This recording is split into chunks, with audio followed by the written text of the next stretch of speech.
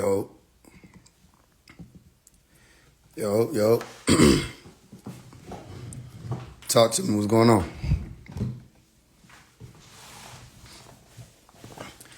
Talk to me. Let's learn something. Who got a question?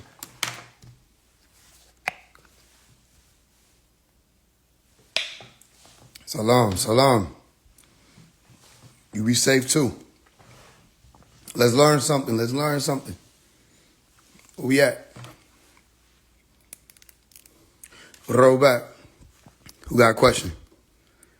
Too late to stop what? Too late to stop expanding. Too late to stop ascending. If you like, what is that? What's expanding? What's ascending? I'm not going to say it's too late to find out. I'll just say you better. You better find out. Who got some questions? Come on, let's get into it. You want to get the right answers? Ask the right questions.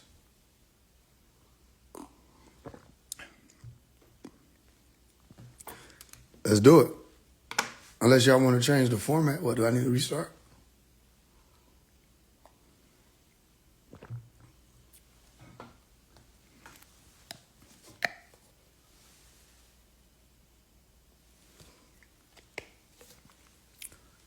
Anybody got any questions?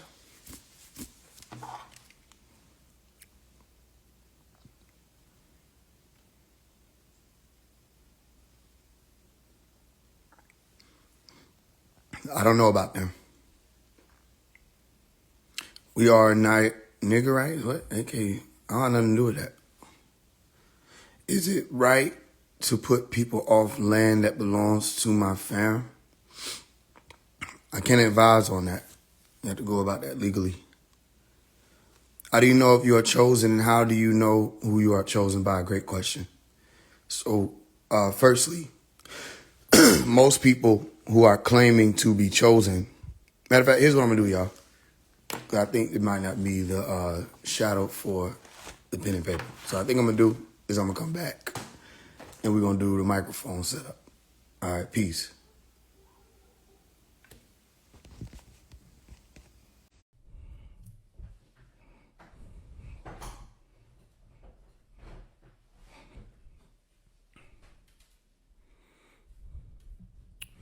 Yo, right back. Y'all can hear me? Y'all let me know y'all can hear me.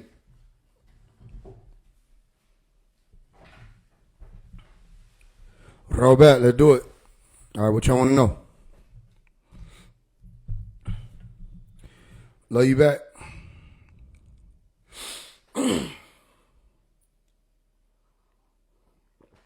Let's do it. What we on? Yeah, I'm all good. Anybody got any questions?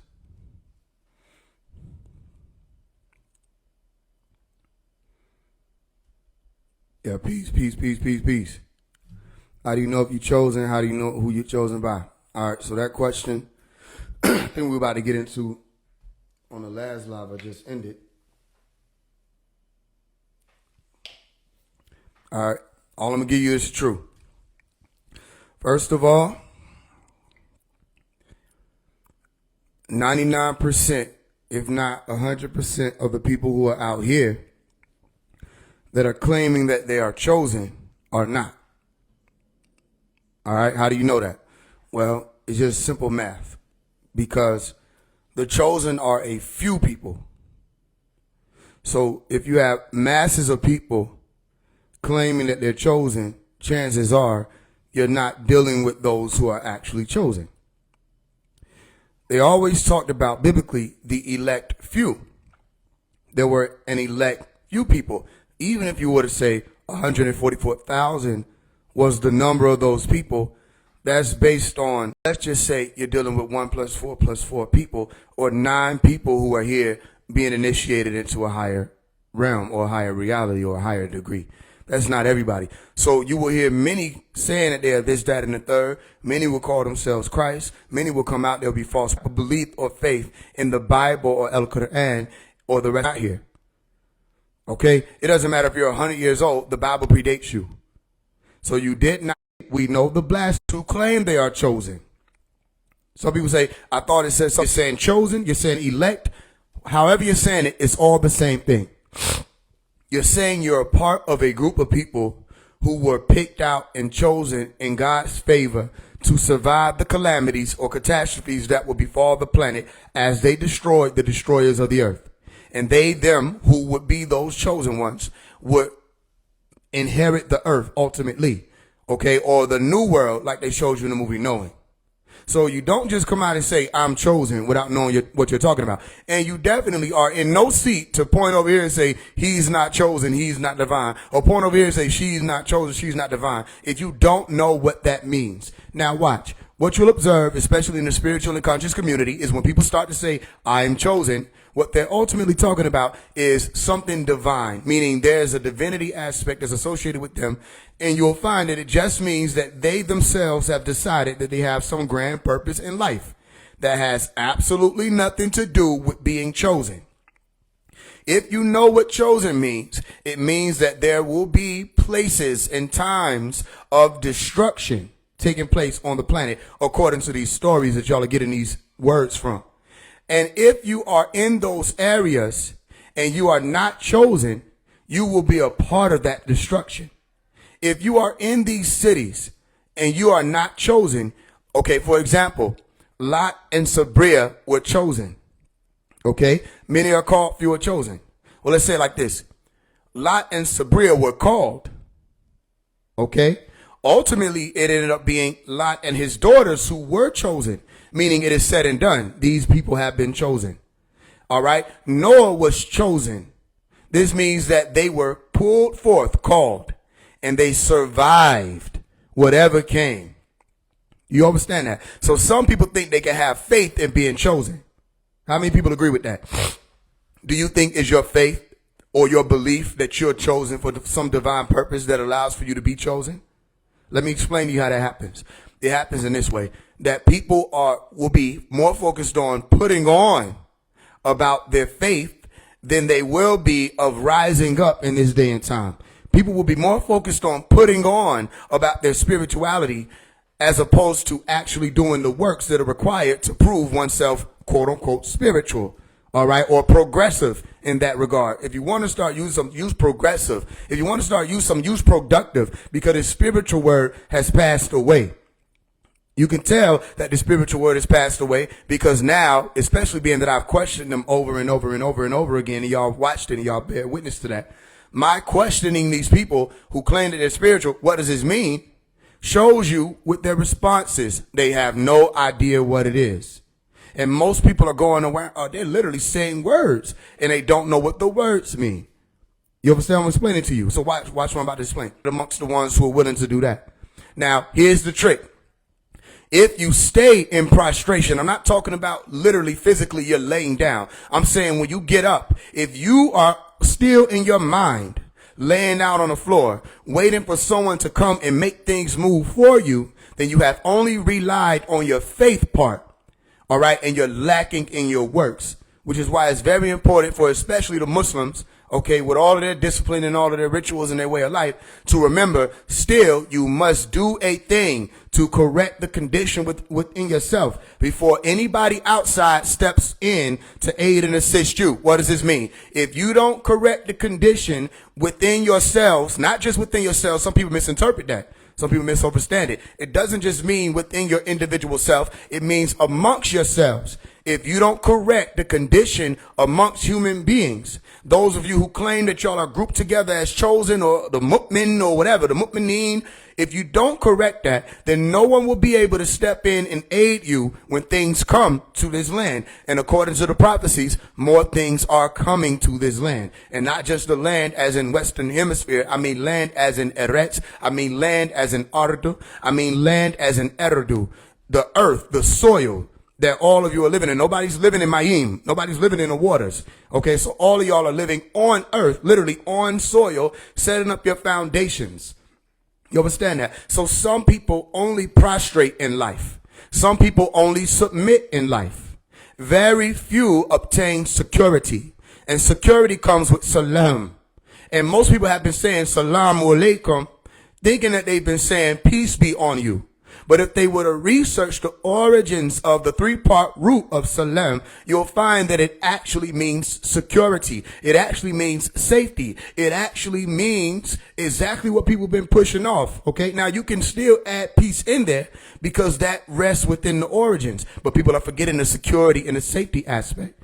What's my point here? My point here is you have some people who will minus, some people who will subtract, some people who will not be counted or summed up with the chosen ones. Remember, when I did the classes with the brother Young Elder, I explained to y'all that even in the number 144, you have a code. And what was that code? ADD. Those who have been added up. Okay, those who are added or counted amongst the 144,000, those whose energy goes upward as opposed to downward. Now, those who are stuck in prostration, they can't add up. They can only minus or lay out horizontally. You'll notice that the symbol that is supposed to be for minus or subtraction, all right, mathematically is just a horizontal line. And that's what happens when you prostrate. You literally lay outward or lay down. So then you have to what? Kawum or Kayim, okay? Or Kiyam. What is Kiyam or Kawum? So most people say Kiyama, you say Yom Kiyama. Kiyama, they think it means to resurrect. That has the spiritual or religious aspect to it. You have to understand that Islam has Arabic as its language, yet the language and all of the languages before Islam existed before Islam became a religion. So a lot of Arabic's wordings have been switched around in comparison based on the religion of Islam. But you're not paying attention to resurrection and stand upright are actually two different meanings. You understand what I'm explaining to you? And if you're looking at it only from a religious standpoint or the spiritualistic standpoint, you will miss the purity of the word itself saying you have to stand up because you've already prostrated. You've already laid down. Now you must stand up again. This doesn't mean that you can never submit to Allah. Okay, because submit means what? Where are the students? I taught you submit means to come up under the might of another. All right, so you are to submit to no one, okay, except no one. And what is no one or nun? What would nun be? Or N-O-O-N-E, no one, nun, but also K-N-O-W-O-N-E, no one. It would be that which is unknown. Okay, why would I say unknown? Because uni is saying one. Or known. Okay, so the unknown is actually saying the one that is known, but you don't know that. So if the human beings who are the many don't know who the one is, guess who would know who the one is? The one would know, and not the human beings. You understand? Would not Allah know as Alim or El Alim know about he himself or itself above human beings who cannot even come to grips with its reality? Yes, it would. So then what do you have to do? You have to be able to submit to no one except no one, that who knows. And you know you don't know, so the unknown is known to you because you know you don't know the one. You understand that? That's the whole purpose of saying, I want to be in the bosom of Allah. I want to make it to the bosom. I want to arise to get there. I'm a mu'min. I'm going to believe my way into paradise or Jannah. You have to understand that you're still saying you don't know what it is. That means that you are on an everlasting pursuit as far as what you know, because as a human being, insan, you cannot encompass Allah subhanahu wa ta'ala. So then, okay, your prostration or sajda is only a reminder, like the Hindus had to make a reminder by making a mark in their forehead after they grounded themselves. And that same mark that you have from prostration is the same exact mark that the Hindus had, the same exact mark that the Gypsies and Egyptians had. And that mark was a signifier that says you have to enter through here to activate the true and living self. And that is where the pineal rests or sits. Okay, and it's not just right there, because you have to go further than just the prefrontal cortex. You have to go further than the frontal lobe. You have to go into the brain between the ears to finally obtain, truthfully, the pineal gland. Okay, and I mean just so you can know where it is. Then you have to figure out how to actually activate that electromagnetism around it. And all of that happens from thought. Okay, I'm working on a book right now that's talking about that same exact thing. It's called Psychological Shapeshifting. Okay, so it's speaking about how people literally are changed, transformed, phenotypically even, to their very facial features and outward appearance, their way they stand, whether it's upright or whether they laid out. They are transformed when someone speaks to them, or when they take in information, or they submit to an idea, or if there's a certain amount of cortisol that's produced in a person, it can age them. If there's a certain amount of cortisol that isn't produced, it can cause them to look younger. All of these decisions that people are making, on whether or not you're going to receive true light or whether or not you're going to receive false light, is not just something that you're believing and it sits in your mind to die. It's something that actually transforms you. What I tell you, that when someone is saying something to you, you say, oh, I just got chills. You need to pay attention to that, because you're literally transforming and you're in the beginning stages of that. Like if somebody smiles all the time, okay, something is happening with their muscles in their face that wouldn't happen if somebody maintained a facial expression that would be ultimately no facial expression, or they call it a blank expression. And this is all reality, what I'm telling you. You can research it. Because if somebody says, I'm going to be stoic, or I'm not going to show emotion, after a while, the same muscles that cause for somebody to be able to smile, or they'll be dormant. So then even the face will become smaller over time.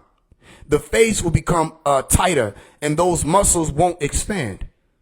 You understand everything I'm saying? Is again, I'm going to explain more about it in my book, Psychological Shape-Shifting.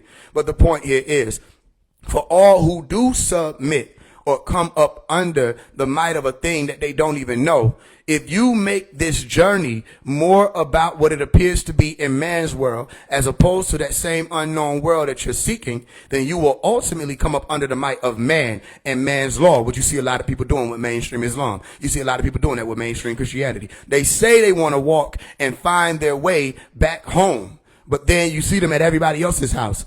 Okay, you see them in the masjid, you see them in the mosque, you say, I think this is where Allah is. You know Allah isn't there. Now, you can do that. You can say, okay, Allah will be here. But you know, ultimately, even when you go and you be going all your life, you never met Allah. You never saw Allah. You never compassed Allah there. All right? The closest you've ever been to Allah is where? You know this. It's in your heart. The closest you've ever been to Allah in bosom, all right, is in your own bosom, which is your heart and your intentions. That's the closest you've ever been to know what Allah is, or to be able to understand it. The point here is, some people will submit or come up under the might, and some people will summit. And these are two words that are phonetically aligned. All right. So you have to submit. Okay. Those who are under the submission, meaning the mission that's operating beneath us. Notice you hear a lot of people talking about, oh, we getting the word out. We getting the mission out. Da, da, da, da. The mission that y'all are talking about is operated in a plane beneath us. And that mission doesn't belong to the seekers of the higher planes or the vertical ones. All right. You go and look up the etymology of vertical, okay, or verticalis. You'll find that it's perpendicular. Okay. Which brings you right back around to what symbol? The symbol of the plus sign, which is this. Okay. You have parallel, then you have perpendicular. Literally go look at what I'm telling you. So verticalis, or vertical, gives you perpendicular. All right. And only those who are of the summit will be able to summit all up to get to the highest point. And guess what summit means? It means the highest point. It means the top, or the peak, the mountaintop. Why do we say peak? Because the peak is what you do with your eye, Martin Luther King. I've been to the mountaintop. I saw, or I seen the promised land. Okay. That's when you climb up that mountain and you got the first eye, second eye, third eye. Some people say first eye, second eye, third eye, whichever makes you feel better. And that's a pyramid within itself. And once you get up to that high point, now you can see. Now you overstand. All right. And it doesn't make you the highest except you overstand about the highest. And if you know anything about the highest, it will not be the highest if you could become it or encompass it all. So then you keep climbing. You never stop. What did I tell you? Your ascension will be you asking until the end. All right. And notice that in the end, people have to qiyamah. All right. As it said in Al-Quran, there will be a day of resurrection, or a day of, if you go and look up QWM. All right. As opposed to just qiyamah. You look up KWM, which is the actual 3-part root, and you'll find that it means stand upright now. You already were prostrating. Now you need to stand upright so you can have that perpendicular essence of self.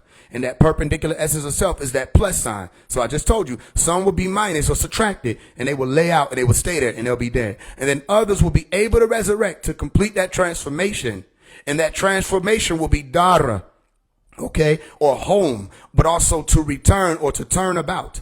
Okay, so that transformation will place them in the center again. And as you know, from the aerial view, the plus sign is the pyramid.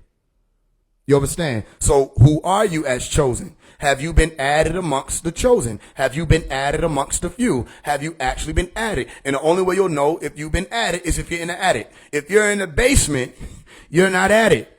Somebody understood. If you're in the basement, you're not added amongst those. And how will you know where? Okay, those who are in the root, focus on mula, money, muladhara, the root chakra. Go look it up. Those who are stuck, you ain't going nowhere. You can kick it, cap it, all you want to. But if that is what drives you, there are no wheels on that vehicle. Okay, those who are in the crown though, they're in the added ones. Those are on the mountain, Mount Zion, not Zawin. Okay, even that is a polarity. If you read my book, How to Love Again, Mount Zion is where El Masir, okay, or El Mashiach, which means willpower. Those who have the willpower will meet with the Lamb. Okay, those who are able to maintain their question, maintain their crook and their staff. Remember, I told you the question of the first book I ever wrote was why, right? Because those are the 7 W's. Why? And why is it why? Because that's the question mark. And when I'm saying question, what am I saying? This is the quest that I am on. Or to literally, Ion, go on a quest, a journey. So the travelers will make it to the mountaintop because they don't stop. The moment you stop and you rest or you Shabbat, guess what happens? You cease and you desist, which is just saying cease to exist. You will not be counted amongst those who are true and living or true and willing. I could go a million directions with this because it's all focused on the center. And that center is in question. You understand? Meaning when you're standing in that square and that quest that you're on is known to you. Like I told y'all when we were in high school, those of y'all who were Pharaoh clan members, all right, when I was teaching y'all the Masonic sciences I was learning in the temples before I came and gave them to everybody out here. And then still people trying to call me an agent, not understanding that the Masons don't do that. I went into it with the intention of coming out and telling y'all, and y'all still calling me an agent. If anything, I'm an agent for y'all, but you can call me what you want. The thing is, when you stand on your square, all right, you're still traveling. And the more degrees you obtain is not just some lessons. As a matter of fact, when you get more degrees, you don't lessen. That's a trick. You greaten. The more degrees you get greater. Okay? And you turn up in your heat, your frequency, you ascend. So you literally, like I told you, what I say in the song, 2 Left Feet, it's a landslide where I'm standing. I was telling you that even when you stand on that Dugard on your square, you are representing where you are in your travels. You understand? I'm explaining to you. So only a few will be counted amongst this. And only a few will be able to truly do what I'm doing right now on this live or what I've done on hundreds of lives. Right? Meaning they'll attempt to do the connect the dot teaching, but it won't make sense. They'll just start saying a bunch of things and thinking that if they say a bunch of statements or sayings or phrases that they're reaching people's soul or their soul or their center or their light. That's not how this works. You have to always stand on your square in order to explain things this way. You understand that? So again, if I say salam to you, I'm not just saying peace. Go look up what I'm telling you. And even in Nuwapic, the word saloon, okay, is saying safe or safety. If I tell you aklum saloon, I'm telling you to be safe. All right, that word kalum is saying literally safe. I'm not be kalum, be. So aklum salum, be safe. Okay, I'm speaking safety to you. The word hotep, okay, was to say peace. And even still, a lot of these meanings get lost because of how many ways you can make a word out of a 3-part root. So people started saying we are Muslims. In guardian. Protect the crown, Nebuchadnezzar, okay? You care less and less and less about the opinionated world. You care more and more and more about the truthful world. I don't want your belief because belief traps people. What is spiritual? Spirit is breath. Okay, well then stop calling people spiritual. It doesn't make sense. That world has died. If you can't explain to me what spiritual is other than saying people breathe, all right, then you need to stop. It doesn't make sense because everybody that's alive breathes. Now what's next? What do you want to talk about? Well, my third eye, okay, your pineal gland. You can stop saying third eye then, and let's just start talking about the pineal gland so you can start talking about the functionalities of it. All right, the melanin production, the transduction of light, okay, the circadian rhythm regulation. You could talk about things like that as opposed to some eye that you can see everything with like we in a cartoon. Okay, you start making things make more sense to you. Literally, the information makes it to your senses for you to be able to process it. If it doesn't touch you, if it doesn't reach you, if it doesn't make it to your senses, then you will be out of touch with it, and you come to explain it to people like myself, and you won't be able to. And then you're dealing with a bigger dilemma. Well, you better deal with it now. You would rather deal with it now before that trumpet blows or blares and you weren't ready and you got to stand up. Stand up now. So who are the chosen? Those who are walking upright. Get you a staff. If you need to literally get it, go get one. Oh, I got one. If you need to literally go get a staff, go get a staff. If you need to grab a stick that's long enough out of your yard, do that. Okay? With that staff, you will work what? Many wonders. Okay? You will be able to do the magic required or the science that's unknown to many. That's all magic is. Science that is unknown to many. You will do the magic that is required to split the seas. And you need to be able to split the seas. Let me tell you a secret or a sacred. You need to be able to secrete and split the seas with that staff you already have, which is why you may need a physical, tangible, if you want to say those words, staff to show an example of what that spine is. Okay? Because that spine must be erect for you to be elect. All right. So you have someone who was called Musa, or Musa, okay, or Moses, as you call him. And in the biblical story, Moses did what? He split the Red Sea. That Red Sea is the world between the red and the orange and the yellow chakras or loops or cycles, as you call it, before you reach that sea or that strait in the middle, all right, which is that green sea, that middle plane or that Mediterranean Sea. All right, where you have to come in contact or protact with El Khadir, which literally means the green one, Anahata, okay, or the heart chakra, the unstruck. So you can heal finally and become a part of the ones who are redeemed or renewed. All right, becoming like Ray again and being new, rebirth, birth into the light as opposed to the darkness, or birth into Zion as opposed to Zuin or sin, Nana. You understand that? So this being called Musa or Moses is someone who you can find in the word when they have words like sumun, bukmun. What does that mean? If someone is sumun, bukmun, you're saying this person is deaf, dumb, and blind. You'll find it in El Quran. And when they're saying these people are deaf, dumb, and blind, okay, it's literally multiple meanings for it, but the main meaning is they're not able to receive of the truth. Why? Because their staff is low. So they can't do, listen, if you're in a workplace and your staff is low, all right, can you get as much work done? No, you can't.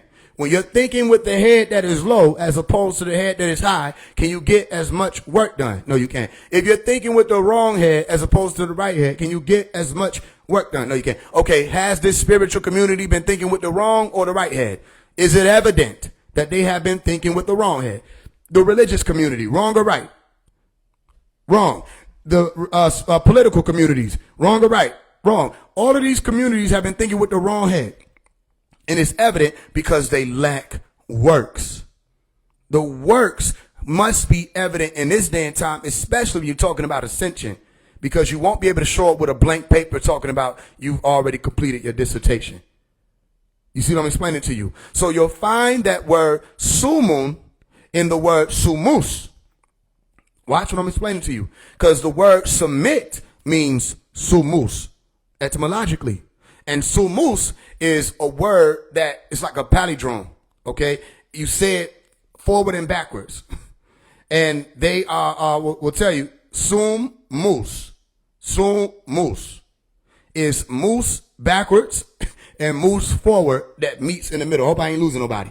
Those are two directions that moose or Musa goes. And moose is able to stay in the red, or moose can stay in the green. So the one who becomes of the counted ones or the elect ones, the vertical ones, is counted or summed up. They're able to sum it all up at the summit. And they're able to take the science from the red realm and the science from the green realm. All right. Or those two eyes of the different directions, the bi-directional reality you exist within. Right. It's two directions. They're able to take the sciences of both lights, the binary world, and they can walk up to that upper room and complete their transformation with knowing what sciences are able to be applied in which circumstances. Okay? So that means what? You're well-rounded. And the only way you could be well-rounded is you're able to activate the Merkaba, all right? That light cube in you and that heart that you have. And that causes for you to be able to ascend in frequency and rotations that activates the sphere of you. So it's not just a Merkaba as a 6-pointed star. It's a sphere. And you become centered in this reality. All right? So you're going 2 different directions. And you have to choose whichever one is used for whichever one. Yet you still have to be on your way upward, which is outward, which is inward, according to the law of correspondence. And I explained all of that to you. You with me? So only the chosen ones will understand some of those things. And watch this. If I say Sumun, Umyun, Bukmun, you want to know what that is as far as the acronymic science or as far as the lettering? The Sumun starts with the S, the Umyun starts with the U, and the Bukmun starts as what? The B. So only those who submit and they stay up under the mitt or up under the might, okay, or that hand that catches everybody, the mitt, all right? If they stay up under that mitt or that hook and they submit, then they'll be sub, S-U-B, Sumun, Umun, Bukmun. I'm telling you, Sumun, Umyun, Bukmun. It's not hard to do this because you stand in the center and you can see all the different ways that this realm has been coded. So I'm telling you, even when it comes to ADD 144, it's telling you, you must be of the added ones. All right. Why? Because it takes more energy to add on to than it does to subtract. It takes more energy to ascend than it does to descend. This is a scientific conversation we're having. No matter where you go, you'll find the science or the knowing in what I'm saying. All right. So that's you said the math is adding up. It must add up because it's coming from the center. All right. Or the seferu or the sefer or the sifu or the zero is coming right there from that dot. And that dot doesn't move. It's unmoved. Only you have left it. Home has always been where the heart is. You understand that? It's always been on firm ground. It's just that people have left it and they've wandered about. And they're lost in wonderland. And we're saying you got to get back home. You got to wake up again. You understand that? And once you wake up again, you'll be able to access this, what you're talking about, this new body or this elect version of yourself or this light being. So no. Don't listen to somebody just say, oh, I'm chosen. Look at whether or not they're doing the works of the chosen. You understand that? And the works of the chosen isn't talking about some internet thing. It's talking about when they speak, does the realm change? Okay? And you'll find it, I think it was in the book Mark 16, especially when it comes to the Christians, they'll say certain things, even if you want to look at it allegorically, they'll say certain things that those who will be those true ones, you'll know them by. Certain things they'll do. Okay, and then there are certain things we won't do. Certain things the children of the serpent will do. Okay, and certain things they won't do. Let me tell you what the children of the serpent will not do. Or the children of Apep, or the children of Sophia, they won't do. They will not stand on truth. They can't do it. It doesn't resonate with them. You understand that? Yet the ones who are us, which is few of us, all right, we stand on truth because there's nowhere else to go. We know better. Why would I leave the center? That would be me buying into the illusion. There is nowhere for me to go. All right. Let me give you another example of exactly what I just said to show you how it all warps around. Dr. Malachi York put in the Holy Tablets book, he is the axis.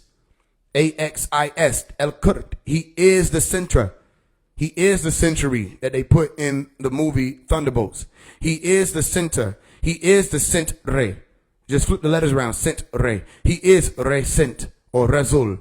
Okay, you say sent Ray, you're saying sent by Ray, which is Razul, all right, or a messenger that was sent by Ray, or the sun, Shem, okay, or sent by the true light, so you don't get lost. So he is sent Ray, or Ray sent, and he has the reason, and he came with reason, Ray sen Ray, okay, or center. You see, it's not that hard. And as long as people are able to see that, that still is talking about 100%. And you'll see that that's represented in Egypt as the number 9 as we have it today. Then you'll see why he's talking about 9 ether. All right. As those who are those beings who walk upright. Literally, 9 is vertical. You walk upright. Okay. Meaning your head is pointing upward as opposed to downward. Meaning your center of focus, all right, which just literally means when you say focus etymologically, you're talking about a fireplace or a hearth. All right, go look it up. you look at that focus point, your focus point or your focal point, and you keep it as the heart, and you move it up to the brain, as opposed to the heart being the feet, all right, and the root being the brain. You with me? So you're standing in your new world, or on the new earth. There's a new heaven and a new earth. All right. So you have to raise yourself up, meaning you raise where you frequent and raise your frequency. And I told you, Ray is your frequency. The sun is your frequency, not the moon. The moon doesn't even have a frequency. You with me? The moon doesn't let off actual light. That's all an illusion. But if you want to be up under the illusion, you have the right to do that, don't you? And most people are dealing with that dilemma right now. They say, where do we go? Do we go into the darkness? Do we go into the light? Not understanding. At this point, you should have understood about both. You should be going out. That's why you had information, and then Dr. Malachi York came with what? Affirmation. And then there's a root of all of that. So you have beneath formation, information, affirmation, which makes you a living being. Bio, B-I-O, beneath, in, out. Okay, beneath formation, information, affirmation, and not everybody will access to light. They said the path to life is narrow, and as you get there, it continues to narrow. But the path or the gate that leads to destruction, most people find that. Most people will be there. All right. So don't get upset when you see people attacking me and they don't know any better. You'll see some people come on here, you'll think they know better about how they coming off, and then they leave, and you say, wow, they didn't know what they were talking about. Right. Because everywhere they are and what they've been surrounded by is deception. I'm not even upset with them. I advise you not to be. People are just surrounded by deception. And they've bought on or into these. Let me tell you something. It's something that you might want to think about. Do you notice that the NOI, all of the members of the NOI look similar to a certain degree? Y'all ever notice that? Did you notice that all of the members of the Hebrew Israelite communities look similar to a certain degree? Did you notice that? Did you notice that all of the members of the Moors look similar to a certain degree? Did you notice that? Did you look at all the members of the Masons? Did they look similar to a certain? Okay, which one do I look like? Don't look like not a single one of them. Why? Because I did not allow any of those realities to attach to my soul. So you don't look at me and see any of them. Yet so many people don't understand how the psyche works.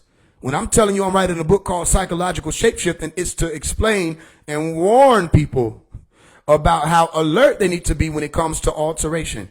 If you just say alert and alter, you got an anagram right there. The same letters, they're just flipping it around.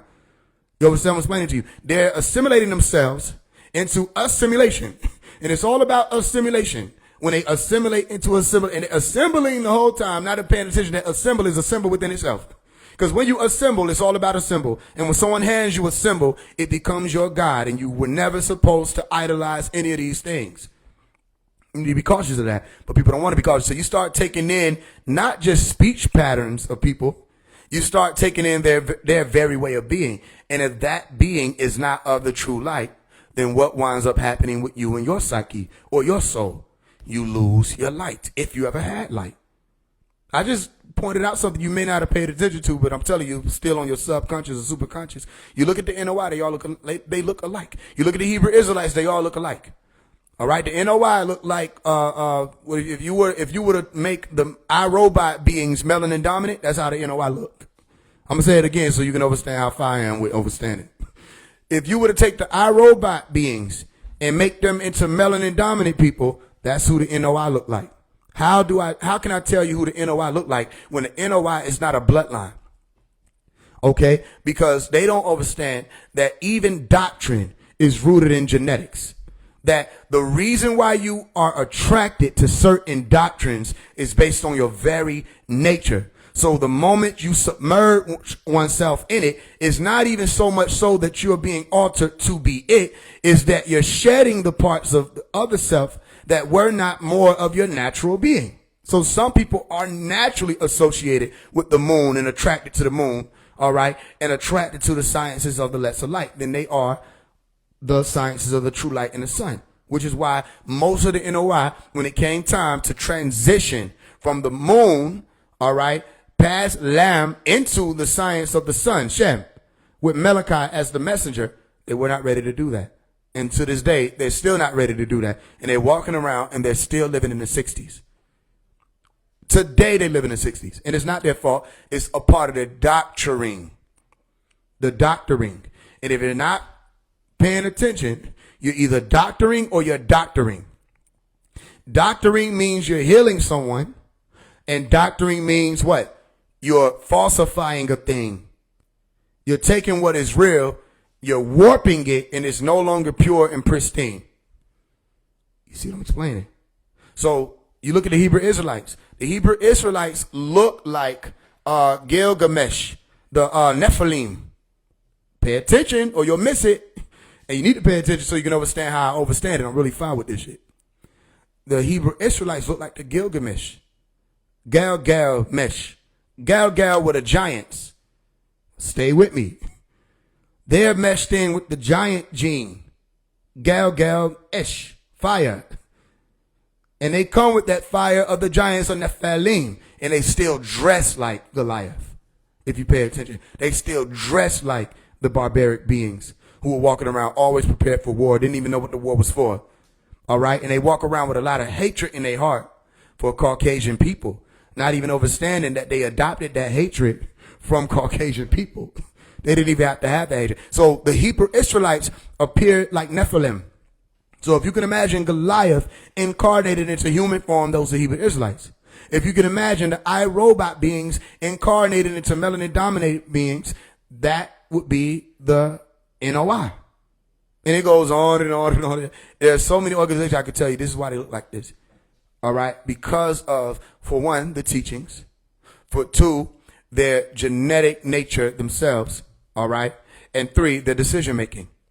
And a lot of times, the reason why people are not able to warp out of looking like what they belong to is because religion does not encourage the prefrontal cortex to be active or the frontal lobe to be active. It encourages the temporal lobe or the limbic system to be active. So you start relying more on how you feel emotionally.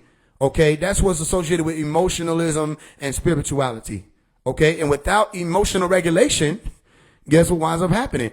You fall further and further and further away from that Mashiach self or that active willpower self to really understand what it is. So then you're looking for a way out through faith, all right, which is just an anagram for Fatiha. You look at faith, you still got Fatiha. And Fatiha is Patah, the opener. So they're thinking that they have Fatiha when they have faith, not understanding, like I told y'all when I give y'all a key. I can give you a key. But if you don't know how to put that key, K-I, spirit, or Ruh, or Ruach, or soul, into whatever it is and turn it about so you can get it in 360, you won't be able to walk through the door. No matter what I stand there and tell you, you have to put the key in the spirit in yourself and turn it about to complete the rotation. The 360 teachings help you do that so you can understand about how things are connected. If you don't, you'll think you have it when you figure out one side of things. The next thing you know, you're in a box. Okay, the last thing you want to be in this day and time is in a box. I'm going to just say that again with no disrespect to the NOI, no disrespect to the Moors, no disrespect to the Hebrew Israelites, no disrespect to the, all right? And you can't say New Wapians because you don't know what that is. Every time you attempt to find out what it is, you keep finding me. And I keep telling you, okay, I'm going to ask you, what am I? And you don't know. You thought you knew what I was because you saw a Masonic emblem. And then I explained to you over and over again. I've worn so many hats with so many different symbols on it. I came on here, Rosicrucian hat. I showed y'all. Didn't I tell y'all that? I said they're going to act like they know. And then still, with those people trying to act like they know, that they had nothing to talk about. You saw the comments go way down. They can't even say nothing about Rosicrucianism because they don't understand it. That Rosicrucian is just saying resurrection. But how can you talk about resurrection if you don't know what it means to rise up off the cross? In order to rise up off the cross, you have to be able to know what the crossroad is. In order to know what the crossroad is, you have to study the two staffs or the two directions, the bidirectional reality of the Red Sea and the Green Sea. And you have to know what that means beyond color. You see, it goes on and on and on and on and on. So no, the Masonic emblem is something that attracts the attention of a lot of people. You won't know your people. Your people are more attracted to the forbidden than you think. And a lot of people think that the Masonic emblem is a forbidden symbol. So just as much as you think people hate the Masons and hate the Masonic symbol, they're really attracted to it. So when I put on the hat, if you wanted to know, you're really more attracted to the hat with the emblem on it than you would be a hat with an ankh on it. Because you think it's forbidden. So guess what happens? We're able to trap the devil in you. It's that simple. I was taught how to trap the devil a long time ago. not through the imitation of righteousness, but actual righteousness. So when you come and ask me about it, what do? Immediately I say, you tell me. Is that a Mason symbol? You tell me. To show you that you're dealing with a symbol, but if I turn the hat around, we're no longer looking at the symbol. What about the message? And then people get so lost in the symbol, and you'll realize they don't address what I say in the videos I put out. They don't address what I challenge. They want to bring up that they think I'm a Mason. You don't know what if I'm lying? What if I just put it on? What if I never went through it? You don't know any of these things. So you get caught up more and you fail the test. You caught up in a symbol. Because if I wear a cross, then what are you going to say? I'm a Christian? Whatever. If I put on a moon and crescent, what do you want to say? I'm a Muslim? And then you still trying to put me in a box, not understanding that your will to put me in a box is based on what? Your being in a box. You think that's how reality should be. And I'm telling you, that's not reality. Roll back with me, I see you. That's not reality. You have to step outside of the box. You have to think outside of the box. How many times they've been telling you that? You want to think outside of the box. But y'all grew up being told that, and then ultimately as adults, you thought inside a box. And then you raise your children to do the same. You see what I'm explaining to you? That's not the way of the chosen. If they could put you in a box, you're not one of us. It's just that simple. Now, can you alter your state of whether or not you are elect? Yes. The same way you can alter the state of whether or not a light bulb is on. But you have to flick that light bulb on in reality in order for it to heat up. In order for the frequency to speed up, the particles to charge and the filament to glow. You can't act like it and then expect for the same effects to occur. That's not how that works. Does that answer your question? So, no, Omari has walked through the school of masonry, but it didn't assimilate into him. You understand that? I walked through the school of Islam. It didn't assimilate into me. I walked through the school of Christianity. It didn't assimilate into me. I walked through the school of Hinduism, Judaism, and I'm sure every time people come on here, they're from a different walk of life, and you're able to see how I can walk through them step, through their whole thing and teach them things about their own thing they didn't even know. That's what I'm saying. Okay, with that ability, the elect are able to attract other elect or other potential elect. The elect are able to go out and get another 10,000 saints. Some of y'all know what I'm saying. Some of y'all don't. If you don't, the point is you can't be elect talking about I am chosen. Y'all are focusing too much more on what you're trying to say you are, not understanding you are what you do. So how are you chosen and you're not choosing? If you're elect, who have you elected? All right. Y'all ever been in that circle where you say, yo, it's my turn to speak, and you speak, you say something. And then what's your job after that?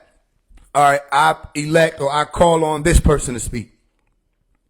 You understand that? Y'all want to be this chosen person that's in the spotlight, not understanding what that means. There can't be just one chosen in the spotlight. There have to be multiple ones who can create that grandest field where you ain't just talking about 1,000 petal flower as the Sahasrara or the crown chakra activated in one person. You need a bunch of people that'll be able to not just sing some person coming up doing one single solo song. No, you need a chorus to be able to acquire, is in the word, acquire. To be able to acquire the new world, there has to be a core us.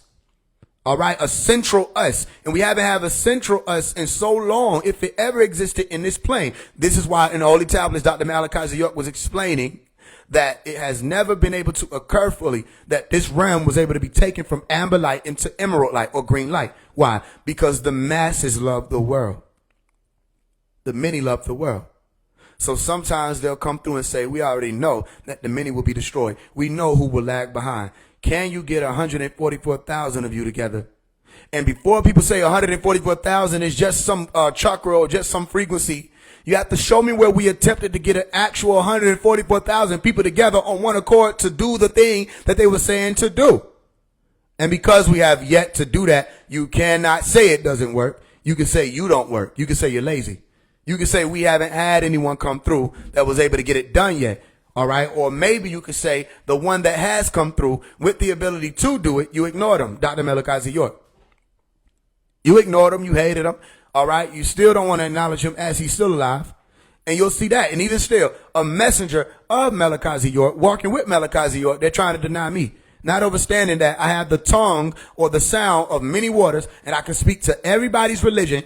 And right now, there are people on here who are Muslim.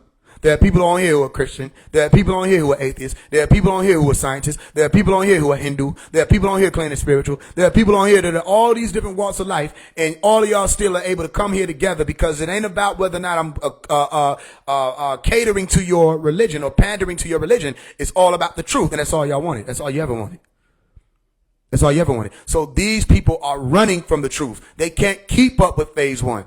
Because they know the moment I start speaking, ain't nothing but truth in my tone. And now what are you going to do about it? That's the chosen.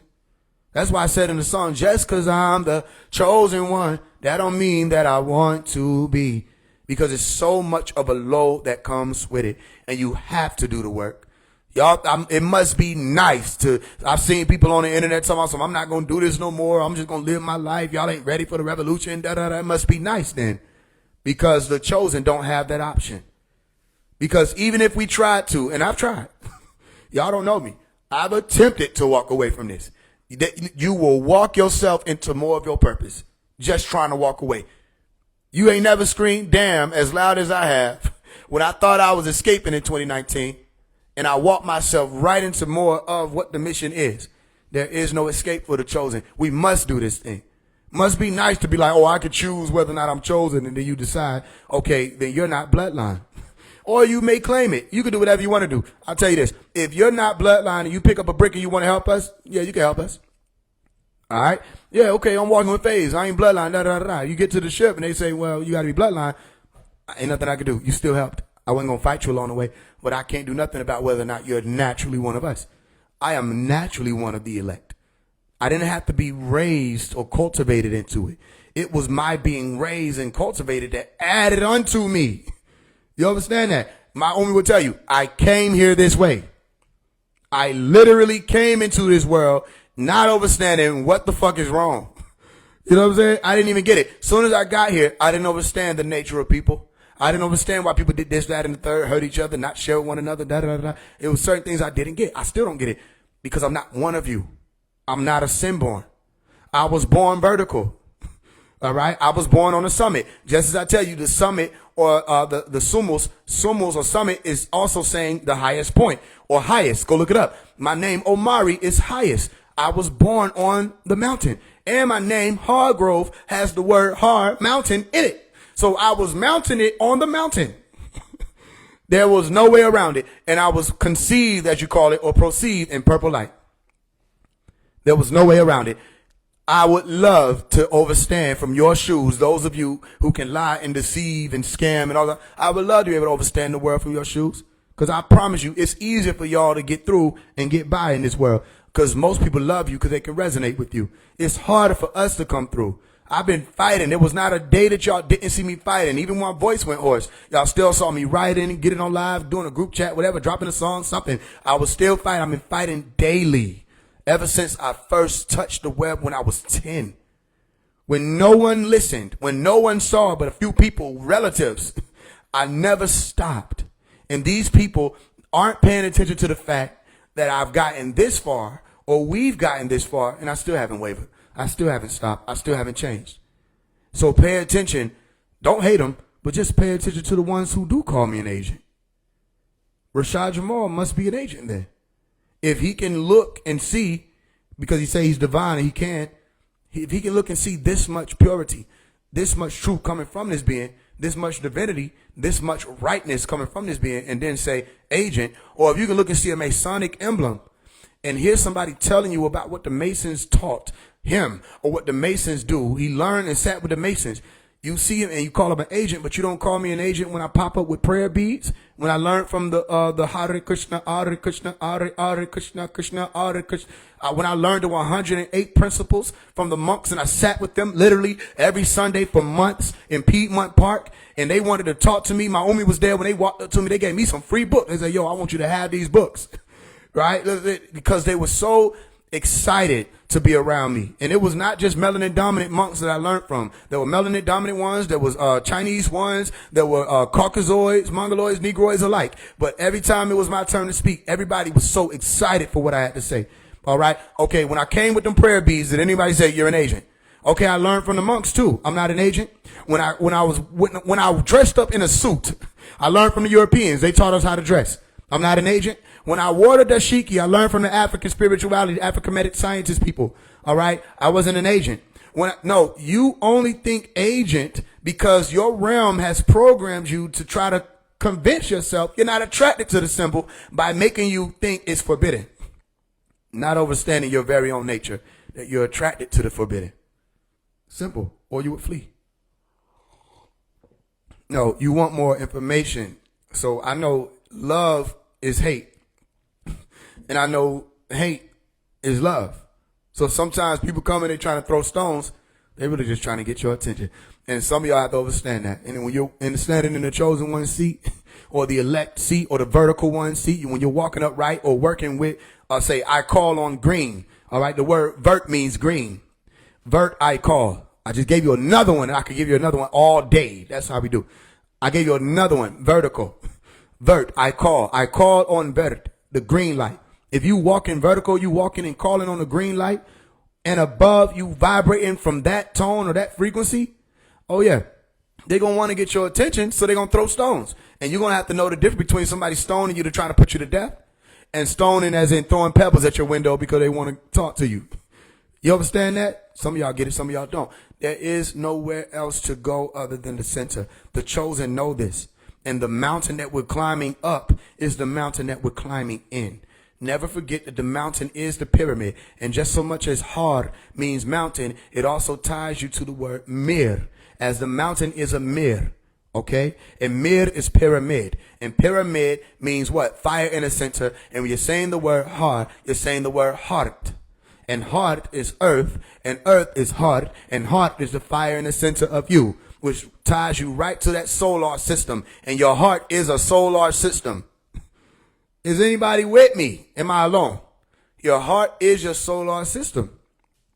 It's all about that sun, or that fire inside, or that true light inside, because the sun is the true light. You see, we can go all around the world and back. By the time you get back, you say, man, we was all over the place. That's a good thing. Would you rather be all over the place, meaning you have the ability to understand about all things because you're centered, or would you rather be leaning over to one side, and now when we talk to you, you can't get your mind out whether or not I believe in Allah? Or you had somebody come on this live and we sat there and we walked through the deceptions of Rashad Jamal piece by piece. They would agree with, they could literally see the proof that I was pulling up, and they couldn't disagree on any of those things. But what did they disagree on? They stopped me in the middle of us figuring more things out and said, do you believe in God? And they're supposed to be spiritual. And then they said that was the problem. And I even told them, I said, well, we might as well end the conversation because I know we're about to go with this. If you just stop to ask me if I believe in God, I already know we're about to go with this because you sound like a Christian right now. Because I've had people, especially the clubhouse days, I get in their room, and before I'm even able to talk, they say, first, before you even start, do you accept Jesus, Lord of Christ, Savior, da-da-da-da? I'm like, well, I don't want to hear what you say. I mean, I'm just saying, I'm a seeker. I'm still looking to find that out. They want you to know it now, but that's not knowing. That's believing. You know what I mean? You can't respond to them and say, I'm still seeking Christ. Right? They'll get upset with you. But then I'm like, okay, well, my thing is, it says you got to know the truth. The book of John, chapter 8, verse 23. I'm seeking to know. I don't know right now. So why would you be upset with me if I'm saying I can't just say to you, I could, but I'd be lying, that I accept. I don't accept that, because what if Jesus is the devil? I'm in the devil's world, and he wants everybody to believe in his Jesus, man.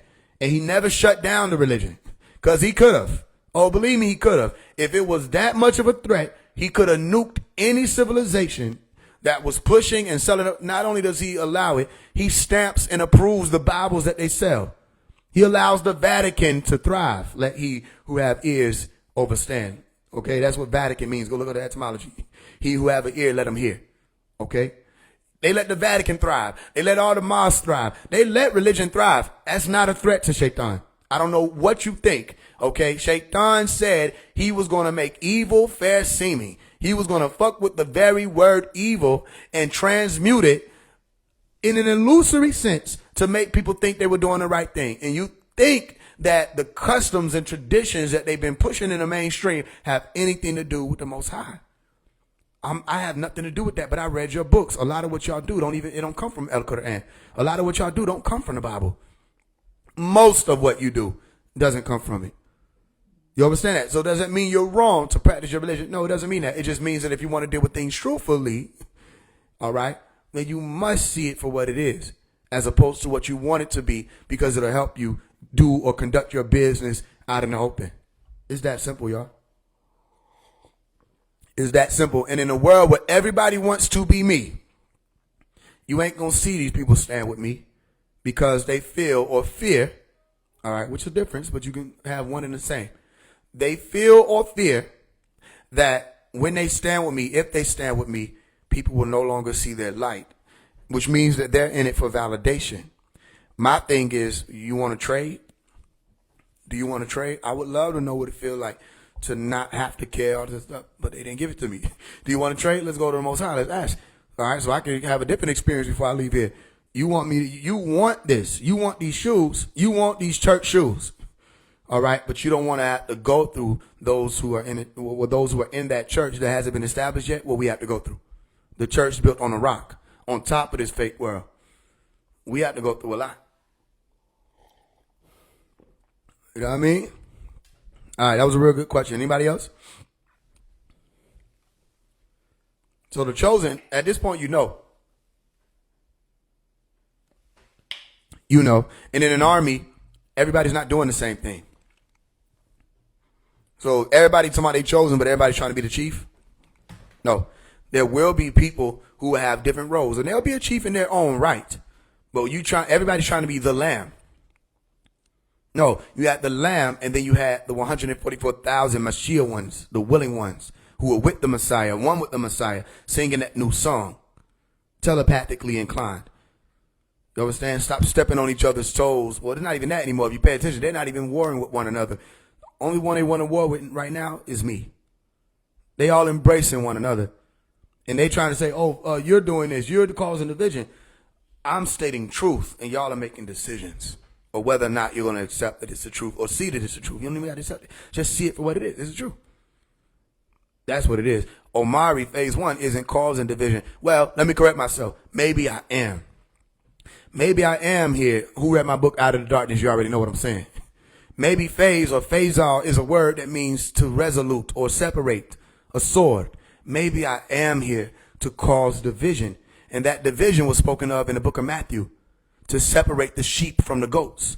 Separate those who want to rock with Sophia, all right, from the ones who want to rock with the lamb. Separate the ones who want to rock with Apep or Apophis from those who want to rock with Ra or Atum Re. It's that simple. And you're seeing it day in and day out. And a lot of y'all have made the decision. Y'all weren't here originally. All right. And if you don't know what here is, pay attention. All right. Y'all weren't here originally, but you're here now. In the now. You see what I'm saying? You made a decision. So the division is necessary at times. Stop letting people spook you. Sometimes you need to divide people so that you'll see who you was around. Some of y'all don't know who y'all been around. These are devils. They're not going anywhere. They don't even have the intention of doing so. I'm telling you, it's not easy. It's not easy, but it's necessary. You with me? All right. Any other questions? That was a real good one, though. Get up now. Kawum. Iyam. Get up now. What about Yardabuk? That's 607 in them, bro. You can just Google the Demiurge story. I'm not a part of that. No disrespect to you. It's just, I know that all these, that's Greek. That's these folks. Let them have that Demiurge Knights Templar shit. You know what I'm saying? Nah. Any other questions? Y'all know I'll answer it. You came to the right place. How did you find out what your name meant? I Googled it. Also, the first person who ever told me what my name meant was my Umi. And she made sure she did it every time she got an opportunity. She said, your name mean God, nigga. You don't got to listen what the fuck these people talk about, nigga. Your name mean God. That's just a teacher. They clock in. You are the highest. See, I had a parent who explained to me my name. You want to know why? Because she knew why she was naming me that. She knew why. I'll never forget, I was young. I had to be maybe 6, 7 years old. and my brother was in like being born. He was in the hospital coming through, and she was talking about naming him. I said, "How about Trey?" She said, "Trey." Yeah, name him Trey. She said, "Nick, why would I name him something that we eat off of?" And it changed my whole perspective. I said, "Wait, names, names mean something." Shit woke me up. I ain't never opted no stupid ass name. As a matter of fact, I stopped participating. I just started asking who you is. What she say? Oh, you such and such? Oh, okay, cool. She had to give him a name that means something. So she was the first one to explain my name, and she made sure I understood. She said, "To whom much is given, much is required." She said, "Your name is heavy. You know what I'm saying? You ain't gonna be able to walk around just willy nilly. You know what I mean? You got a lot with your name. To whom much is given, much is required. I named you the highest medicine man of the Grove." I'm like, I'm just having breakfast. So she named me that. I'm 4 years old eating pancakes. I'm like, "Go on about this grove that you speak of. Tell me more." Sauce, please. I named you the highest medicine man of the Grove. I was like, the highest medicine man. She knew what she was doing, because as I grew older, I was staying. And that's a fire-ass name. Omari Shaman Hargrove. I'm like, yeah, I was built for some shit. And I had this teacher. Her name was Miss Mola. Interesting. I went to Whit Davis Elementary School in Athens, Georgia for about 3 years. So from like 3rd grade to 5th grade. Okay, maybe 2 years, maybe about 2-3 years. But from 3rd to 5th grade, I came in as a new student, and I was at Whit Davis Elementary. There was a teacher who was teaching, like I was taking advanced math. So I was doing algebra in 4th grade, right? They had advanced math classes.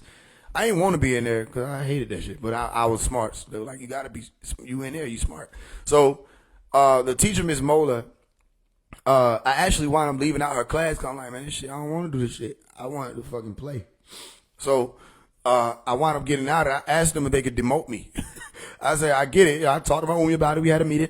I said, I get it that I'm smart and all this other stuff, but like, I don't want to fucking like do that. I don't like all that stuff. They just math every second, and it's like, it's too much. So, and also she would treat me a certain way. I ain't like that. How she talked to me a certain way. She would get all feisty. I ain't like that either because I already don't like it in here, to be honest. So when I said I wanted to move out of her class, it was so interesting. It's a movie. If I ever do my movie, I want to put this part in there, right? 'Cause if I could find that lady, I could. I wish I could just find that lady and invite her to lunch. Right? White lady, Miss Mola. She met up with me by the recess door. She asked me, she said, can I talk to you for a second? And she was talking to me. She was like, "What happened?" She was like, why do you want to leave the class? I was like, I don't want to do that anymore. Da da da da and da da da. She said, if I was hard on you, this shit gonna make me cry. Hold on, y'all. Hold on, stop. Stop, goddammit. All right, we back. She said, if I was hard on you, she said, I'm sorry, because she said, sometimes, she said, teachers, we're hard on the ones who got the most potential. She said, you just got so much potential. And she just started crying. I'm telling you, white lady, I don't want to hear all that. They don't got soul. That lady had soul. I'm like, she got soul. She started crying. I'm like, really, like tears, like she dripping, like, and she like, she said, you just got so much potential. And she said, you know what though? She said, it doesn't matter. She said, cause that's just a class and this is just school. She said, you are going to be big. She said, one day I already know. She said, I'm gonna look at a billboard. No, she said a banner. She said, I'm gonna look and I'm gonna see a banner. And it's gonna say Omari Hargrove. And it's gonna be something great. That's how she was talking. I gotta do it because she was I'm gonna look and I'm gonna see a banner. And it's gonna say Omari Hargrove. Because it's gonna be something great. Give me a hug. So I gave her a hug. I'm like, white people got soul. And I went into class. You know what I'm saying? I still didn't want to go in there. I went into my new class. And I was chilling. Right? So, yeah, that lady was right. Because you look and you see my name, and it's on a banner, and it's something great. Like, my name walked with me.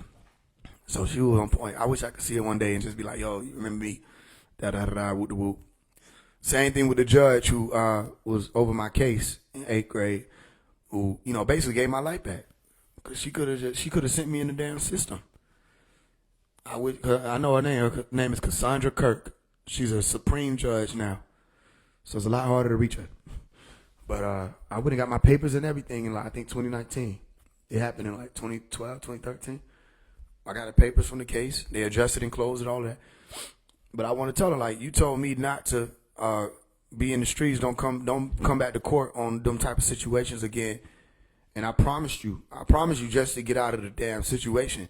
But I ain't understand that you were putting me on point, and that promise affected me in the long run. That lady had 30 more cases that day. She wasn't asking me to promise for her. She was asking me to promise for me. And she decided that she was going to look at the 7 to 13 pages of letters of recommendation that I had after having to move counties and all of that. I went to King Middle in Atlanta. She chose to look at that as opposed to the Bible that they wrote on me. From one little incident, I've seen these people do that. I know they do that. Listen, I'm telling you right now, they'll take one charge, turn it into 4, and then they'll write Bibles on each of those 4 charges, and then they'll create a religion out of it, and people be outside the court, worshiping, and you what the fuck is this? These people extended 2 charges. I think it was 4 originally, just so I don't exaggerate. I think it was 4 original charges, but they turned that shit into a whole everything. And she told the prosecution she didn't believe him. She said, I don't see she said, this young man standing in front of me doesn't match what y'all are saying. I don't see that. And she stopped talking to them. She just talking straight to me. I remember the little white lady prosecutor putting all her stuff in the bag. Yeah, it was over with. She was she said, Mr. Hargrove. I said, yes, Your Honor. And we had that whole conversation. I need you to promise me you'll never be appearing in court under these circumstances. I said, hell yeah. Shit.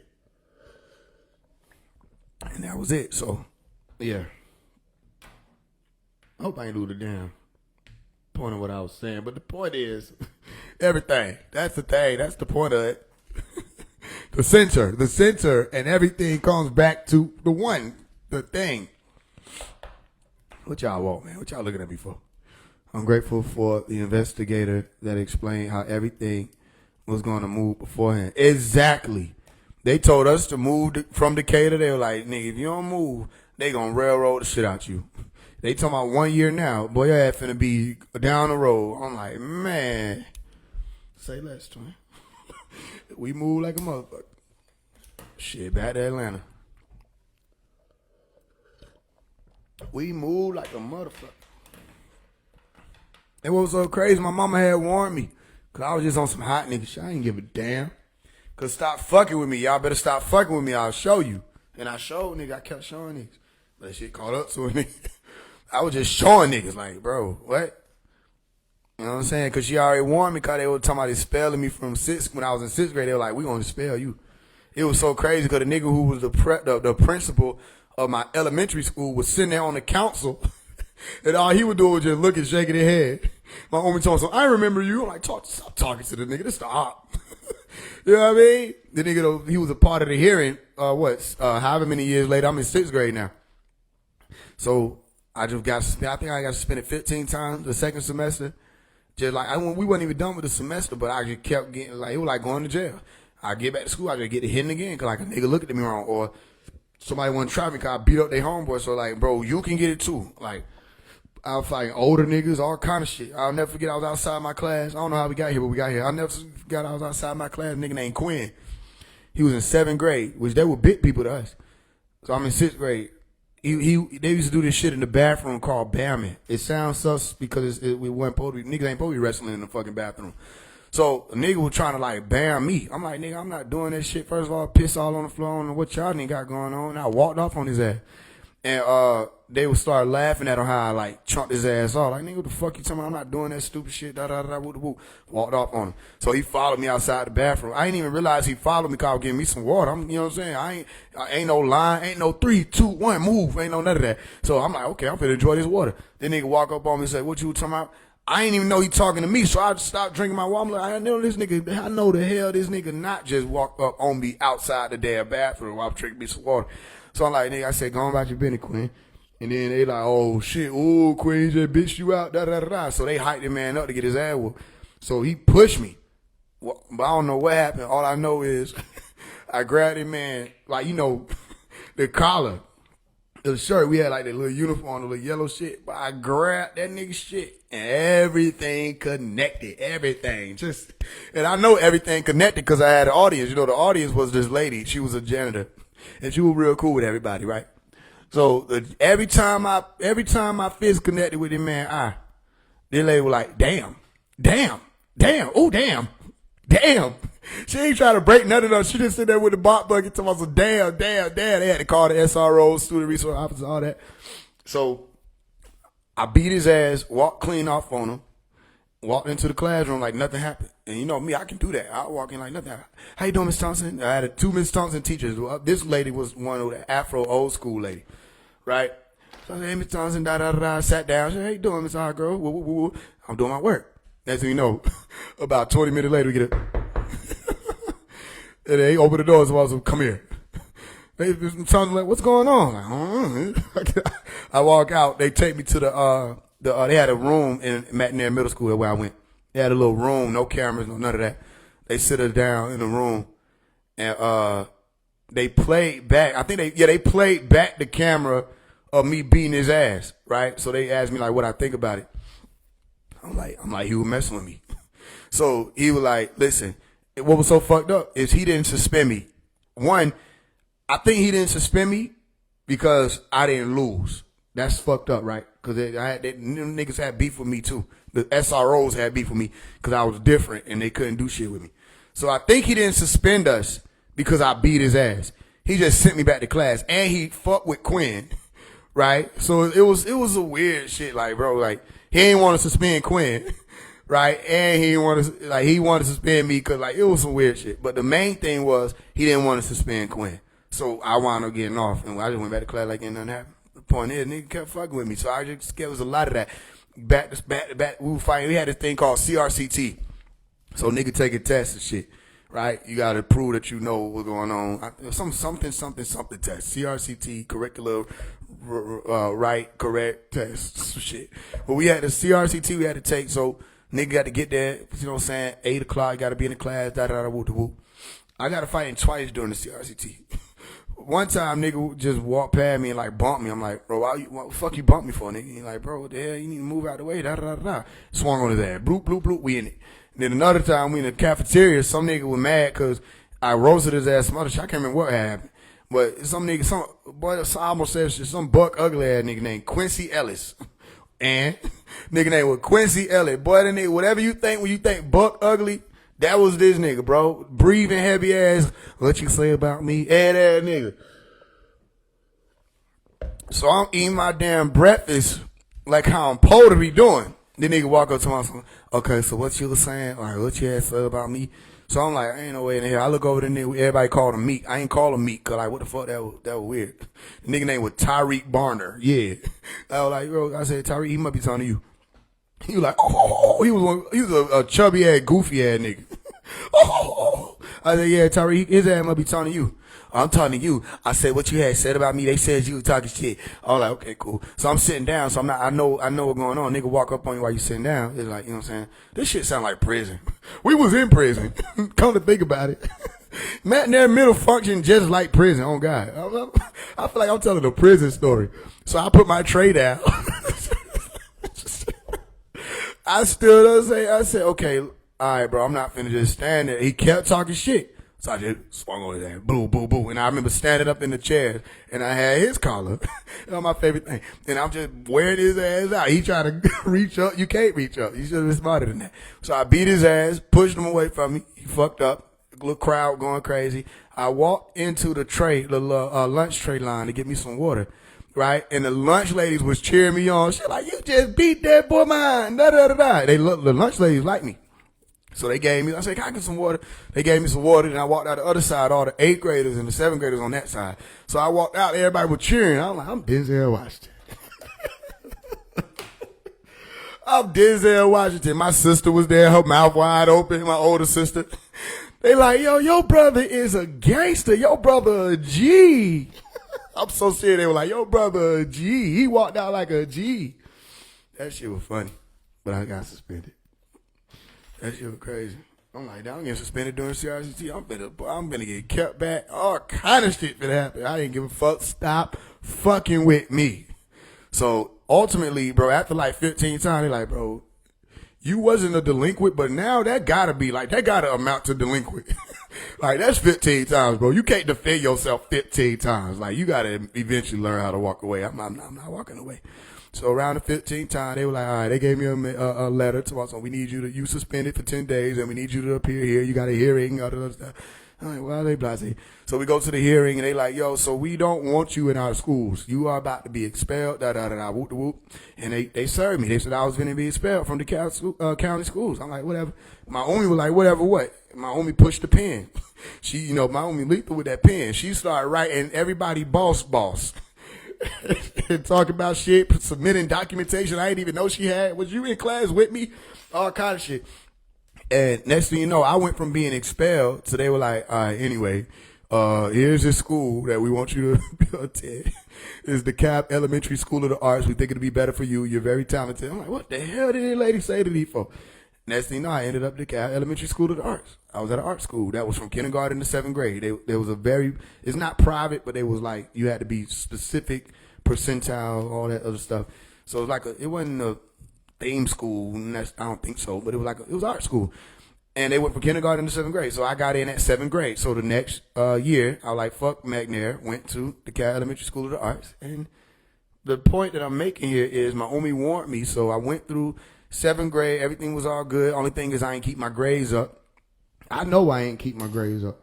Because there were too many females. And plus, like what? We were taking ballet with them. So I don't understand how I'm supposed to be focused. Like, I don't get it. And we all like becoming like young adults and everything I'm learning about. I'm like, man, this shit is lit. And I was when it came to they had something called shows to go. When it came to performing, I was right there, straight A student. Like, not really, but I was there performing. When it came time to do shows, I was on the road with them. When it came time to, do anything artistic, that's what I came here for. All this scholastic shit y'all talking about, I did not come here for this. It don't say the Cal Elementary School of School. This shit say the Cal Elementary School of the Art. This shit say DESA, like that's a dead ass deal if you want me to do some damn academic. So they were like, bro, you got to keep your grades up though, because you can't go to the DeKalb School of the Arts if you don't keep your grades up. So everybody fed into DSA. So you had DESA, then you had DSA. They take the elementary off, and from 8th to 12th grade, you know what I'm saying, you rocking with them people. But I ain't do that. I was more focused on the females, having fun, doing my art thing, learning shit that I didn't know I had to learn about. You know what I'm saying, learning what a plie is, doing ballet. Shit, doing jazz, nigga, learning instruments. I was like, man, this shit is lit. I'm at Hogwarts. And then they were like, but yeah, you didn't keep your grades up. So when you didn't keep your grades up, you had to go back to your dirty ass home school called McNair. So I had to go back to McNair in 8th grade. And my homie was like, all right, nigga, you back at McNair. She gave me a talk. You know what I'm saying? I stand straight ahead. She walking back and forth.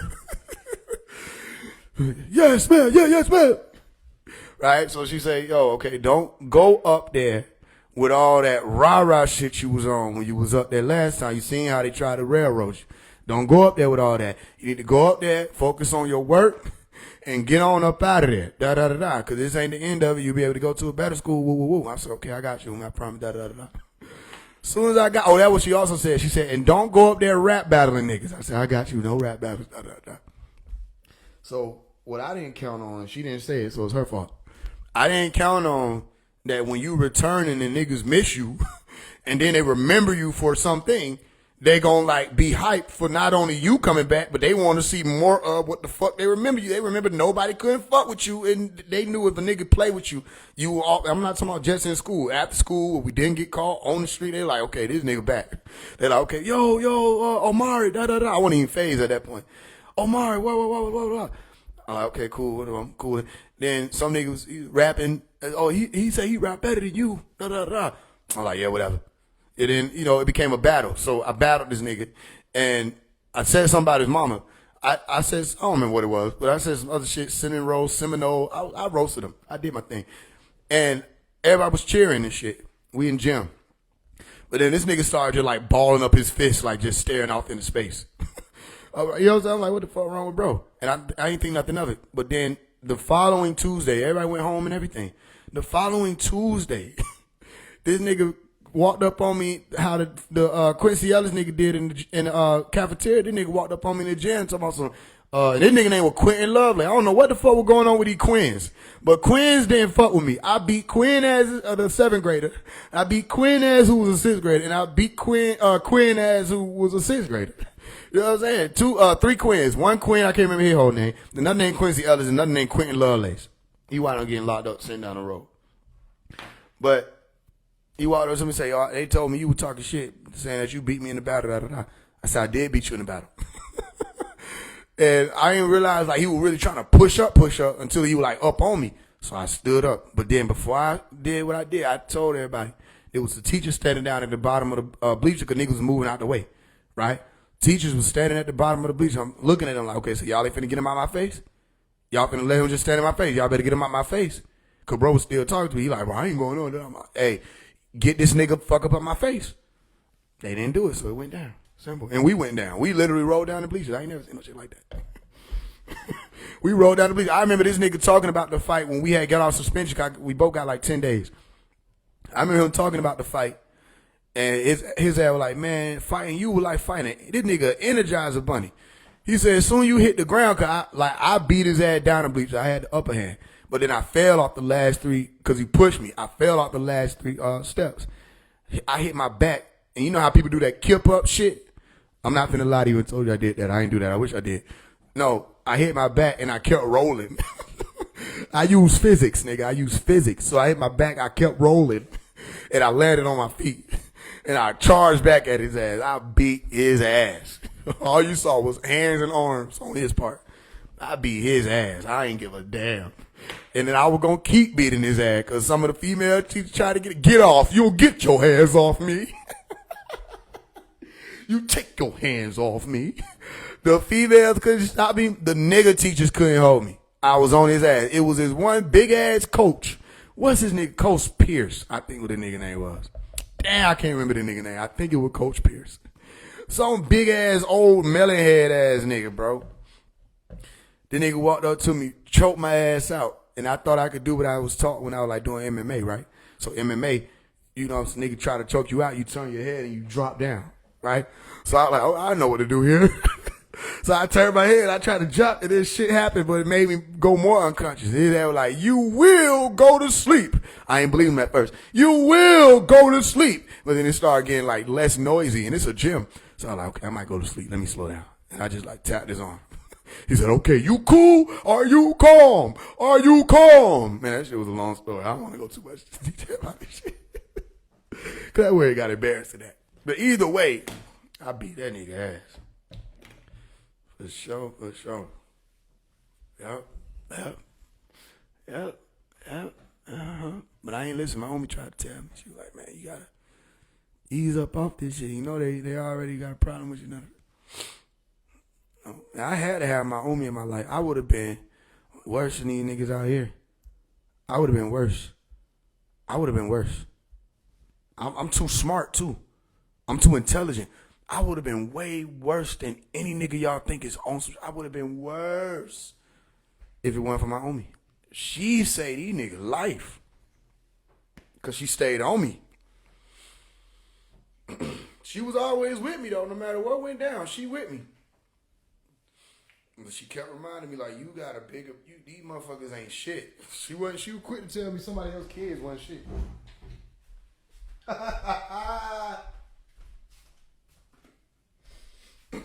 She would quit. She would quit to tell me somebody's kids wasn't shit. I'll tell you that. She like, these niggas ain't even shit. They beneath you. You know what I'm saying? You gonna be something. Stop giving these fuck your time. I ain't listen some of the time. That shit got real for real. But I knew one thing. Stop fucking with me. Stop fucking with me.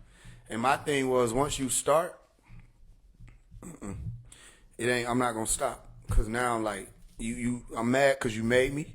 So some people, they go and they sit in timeout, they get suspended, and they got time to themselves. They're like, okay, I'm gonna come back better. I wanna be with my friends. I'm just planning on when I see you is on. That's all I was on. Like, I'm like, yeah, I can't wait to beat this nigga ass again. Like, just for you having, like, you got me suspended? I can't wait to get the class and beat your ass again.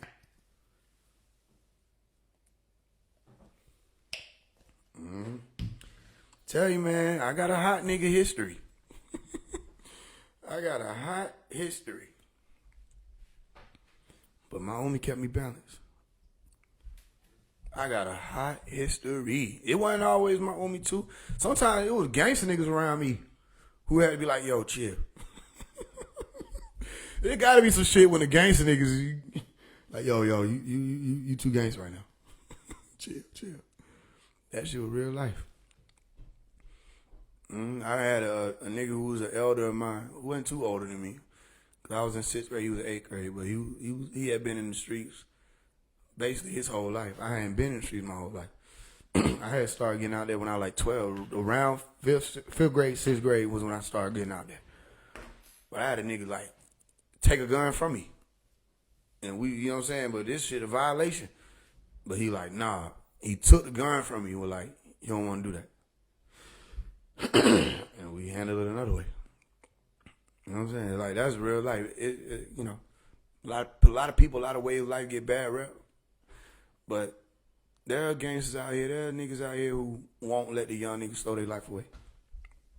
There are people out here that function like that. All right, any questions before we go down testimony lane? Is that it? I wasn't really no Tasmanian. Was I? No, I wasn't, because it ain't even like that. It wasn't on some, I'm a bad kid. It's just, bro, just stop fucking with me. That's all it was. Just don't fuck with me, because now you in a situation. You in a situation. And don't fuck with mine. Because then cinder blocks go through your car and you want to ask me about it. I don't know nothing. I was at home asleep. I won. But I was at home asleep. And I'm too quick. You ain't gonna see me. And then at that time, wasn't no Ring cameras. Stop fucking with me. Cause I used to love getting creative. Like, when they fuck with me, I'm like, okay, it's an opportunity for me to get creative. I'm like, wait. Did you just fuck with me? Yeah, I just fuck with you. Oh, okay. So now I can get creative. Because you did it. You did this. To your damn self. Shit. And then y'all have to understand, I was a free runner. So I did parkour. If you don't know what parkour is, you ain't gonna catch me. Just know what parkour mean, you ain't catching me. The certain motherfuckers who work for certain organizations and academies couldn't catch me. They couldn't catch me or niggas I ran with, because we all did parkour. So what you mean, there they go? No, they don't. No, they don't. The niggas who get up on a house and stop and be like, all right, y'all got it. Put your hands by your back. That wasn't us. We get to a house and they be sitting there looking like impossible. We reached the brick wall and we used to scale that motherfucker. If you don't know what that means, I'm telling you. I promise you I'm telling you the truth, by the way. We hit a wall. That shit could be 20 feet. It don't matter. We up that motherfucker and we scaling it. Don't mean run up horizontally. Or vertically. It means you use your feet and you use your hands and you scale that bitch and you grab it. And then you pull yourself, you over. It's done. These niggas weren't trained to do this. And we was running from roofs in the city, like, or roofs, tops of the houses in the cities. We were running and jumping over shit. And niggas was like, let them motherfuckers go. Them guys shows there. Ain't no way. Ain't no who the fuck is these Neo niggas. I'll never forget, I was on, hypothetically, I was at 8th grade. What was that? King Middle. Yeah, King Middle. Hypothetically. I remember we went into, we bored. We were like, bro, let's go to, Turner Field. Some of y'all know what Turner Field is, a baseball stadium. I said, let's go to Turner Field. So we go to Turner Field. We just get the free run in that bitch. You know what I'm saying? We scaled it, got in there. We ain't even paying attention to the fact that we would be technically not invited because the doors ain't none of that shit over. We scaled over the wall of that motherfucker, climbed up and started running and jumping over shit, but we were gone. So the alarms went off. We didn't even know the alarms went off because it didn't go off loud. So the alarm went off to send a signal, I guess, to the police, or they got a call, hypothetically. and they pull up. So guess where we at when they pull up? Because we saw some other niggas like creeping through, so we dipping and dodging. You have to understand it was like light outside, but the way Turnerfield built, it was dark in like the runways, if that makes sense. So they looking for us, whoever the people that work at the damn thing is like, who the fuck just tripped along? And we dipping in and out of the shadows, and we know how to run when we don't make no noise either too. So when they pulled up, we was outside. They pulled up like, yo, y'all see people that's in the thing? And I said, what y'all talking about? He said, what are you talking about? They're like, come on now. There's people there's one officer too that was talking to me. Looking for the people who went into Turnerfield.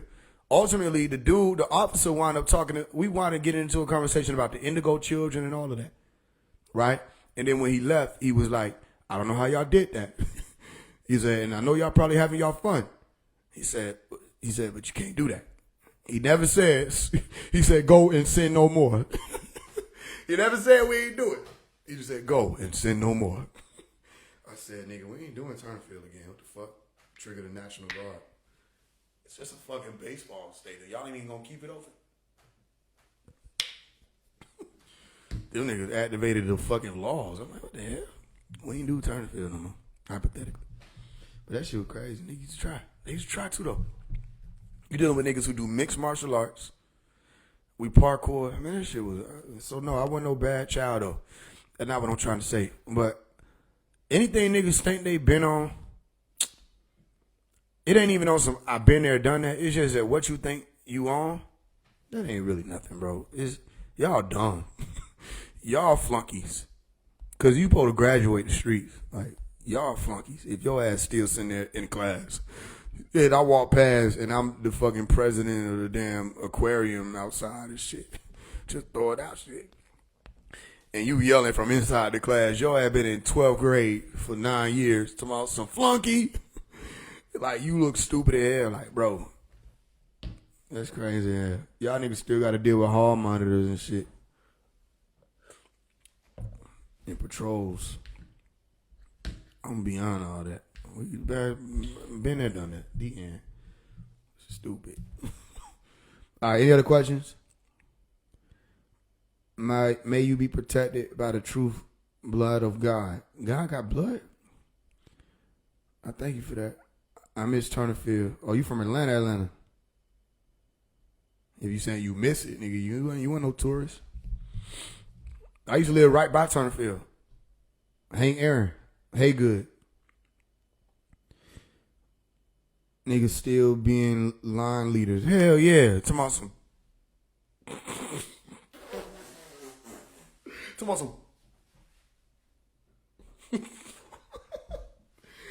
And them niggas used to think they were doing something by telling them to be quiet. Shh. Y'all ain't never had to do that? Was it just us in the hood? Did y'all dumbass teachers make y'all walk to my some... What the fuck? Kind of squirrel shit is this? Shit crazy. Like, yo, just talk to us regular. We'll be quiet. Why the fuck we gotta do this? Shit. I used to say when they stand by the damn waterfall, not the waterfall, the water fountain. Talking 3, 2, 1, let's go. I'm like, this is not natural. It's not natural. You do that. You run around all fucking 30 minutes. Come back to some 3, 2, 1. You got a water bottle. Your shit full. Talking about some 3, 2, 1. This little bitty ass stream. That shit make me mad as hell. I used to go longer though, 'cause I knew they couldn't touch me. Hargrove. Let's go, Hargrove. Don't touch me. Come and tell my mom. I know the rules. You can't touch me. It's in the student handbook. You cannot touch me. That shit was real.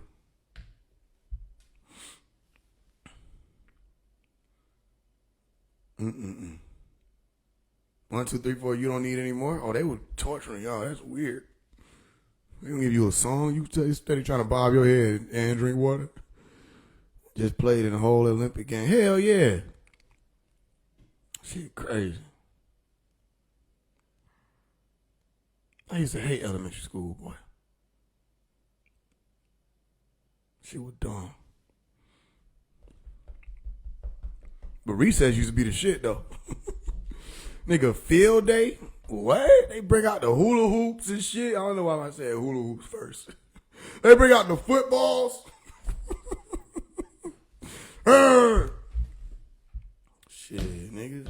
The damn, what you call it? The little thing, the little potato bags with the little sack races, nigga. What else they used to have? Some shit I didn't even know what it was for. I don't know what them cone shits was for. Them little colorful cone shit sit on the ground. I used to always pass that center because I didn't know what the fuck it's for. I just look stupid.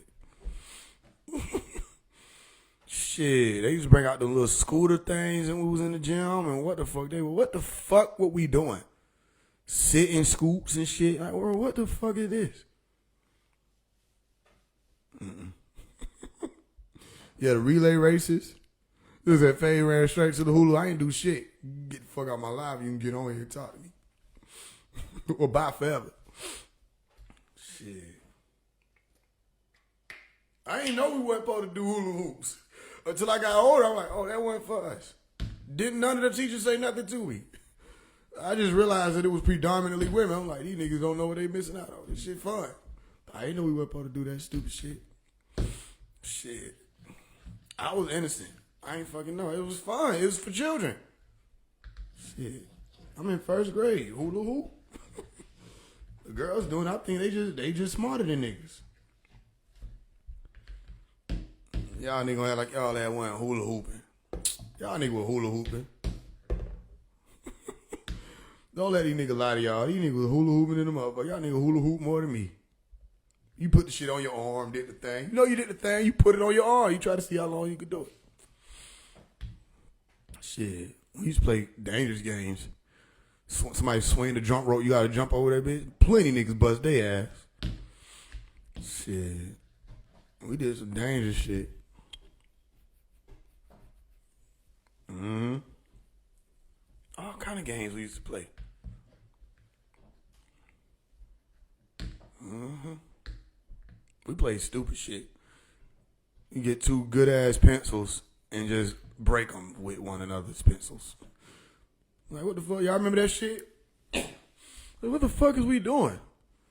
We playing pencil break. Pencil pop. What the fuck did we call that stupid shit? What we call that? All right, your turn. All right, I just broke his. Who next? Like, bro, we just wasted pencils. That's all I could think of. I was watching pencil after pencil. Like, damn, I could have used that one. Manhunt. Wasn't that just hide and seek? You gotta remind me, cause manhunt sound like some shit I wasn't even supposed to be playing. I know we weren't supposed to be playing run and go get. There was some other shit we wasn't even supposed to be playing. And I ain't played it. I ain't never even understand what run and go get meant until I think I got like high school. I was in the middle of like class writing some other shit doing with social studies. And I'm like, oh. I ain't know what the fuck this shit meant. I'll tell you I was innocent. Run and go get what? That's stupid. I'll stay here. I'll wait for y'all. The sports was popping. Oh yeah, sports. We did the sports too. Manhunt didn't have no base. Niggas used to fling them bitches. We played 7-Up. Yeah, 7-Up was boring though. 7-Up thumbs up. I'm like, I'm about to go to the fucking water fountain. I don't know why I wanted to be a waterfall so bad. Tight rubber bands on 2, make the pencils tight. I remember y'all cheating ass niggas doing that shit.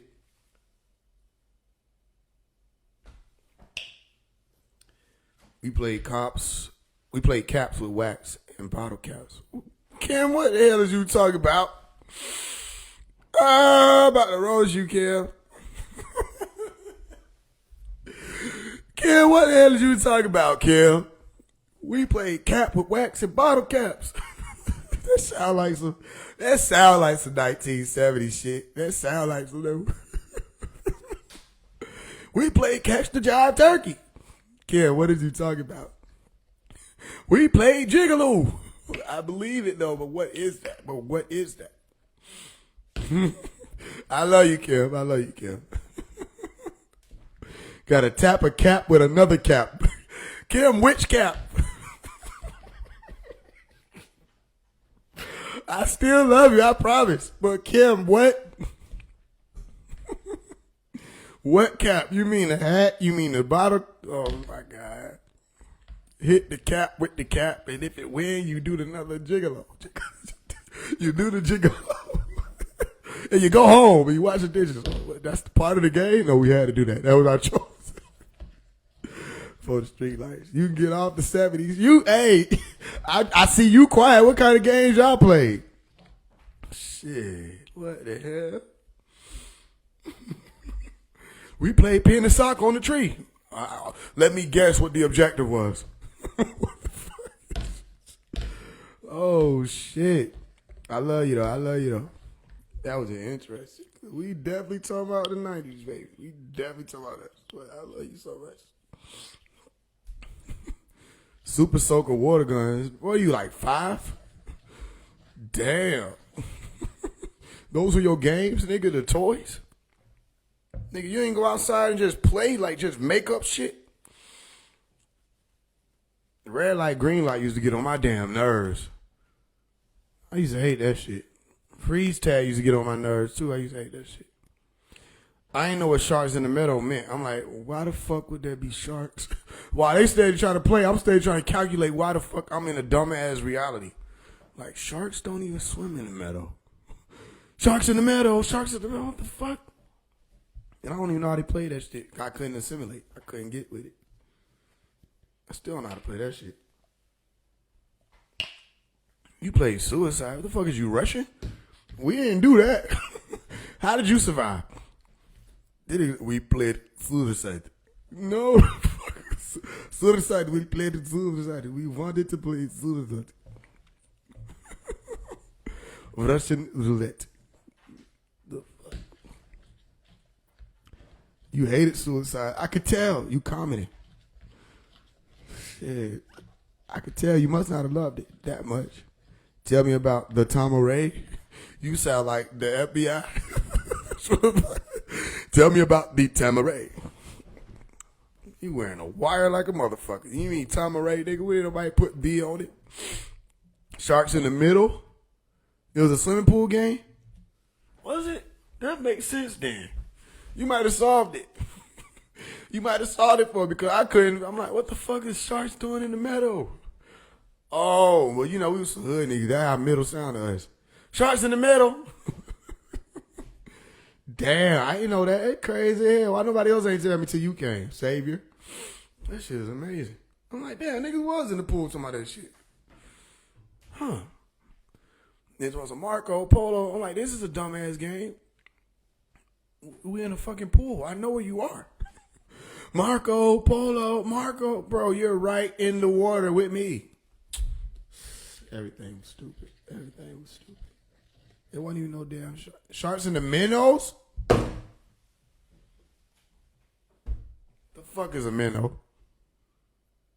The fuck is a minnow?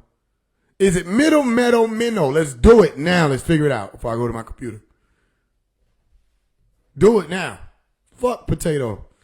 We talking about these minnows right now. What? Oh, you called it stray. You ain't even do shit to me. I'm just playing. Oh, yeah, hot potato too.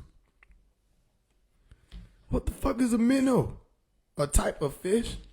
So what? The shark wasn't even nowhere, but where it's supposed to be. It was in the ocean. It's some minnows in that bitch too. Oh, so sharks and minnows.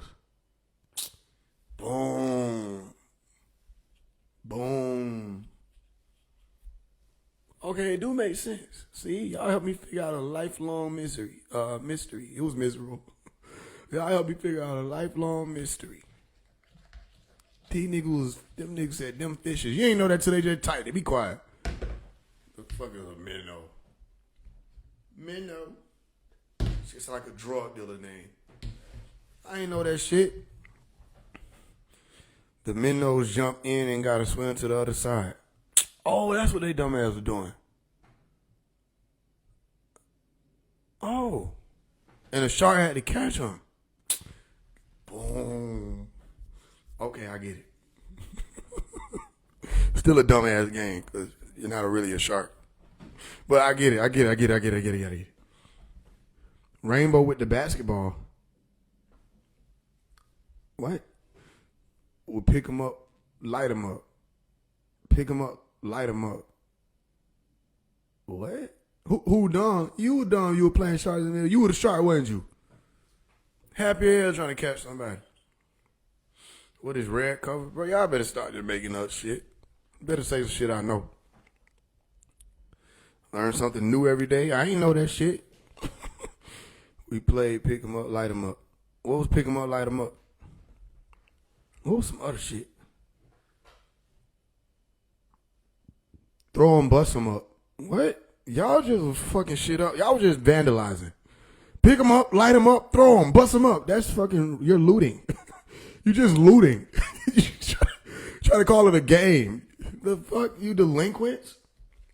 Pick 'em up, light 'em up, throw 'em, bust 'em. Take the TV. It's not even a game. That's not gonna sway the jury. We were just playing. It's a football game. Man, y'all finna make my head. Smear the. No, you almost got me. You tried to set me up. Street football. You just played football in the street? Yeah. And that shit was rough in here. I remember street football. That shit was rough in here. Nigga was left bleeding. Down there fighting. Like, nigga, we not even playing the game no more. I was calling out shit that didn't even belong. Foul. Ain't no foul, nigga. What the fuck is you talking about? He ain't supposed to just do that, though. Why the fuck that's not supposed to happen. Shit. Caps. Cam, I get you. I hear you. That's what we called it. What's the shit? What we call the shit when you throw the little basketball at the curb? What do you do the shit? You throw the little basketball at the curb and you had like, that was like you were trying to like hit the curb type shit, like it was a goal. What the fuck was that stupid ass shit? Stickball? Sidewalk. It was called sidewalk? Right? Bro, I was just throwing out shit now, bro. Stickball, sidewalk, rainbow, Uncle Tom. Oh, curveball. Yeah, I remember that. Yeah, that would have called curveball for sure. Four square. Tips. No, that wasn't tips. Tip was dumb as fuck. You just were passing each other the ball with your fingers. That shit was stupid. That was dumb, bro. It was dumb. It was stupid. That was dumb. That wasn't a game, but you did it. What wasn't a game? Step ball. Y'all ever shoot the Roman candles at each other?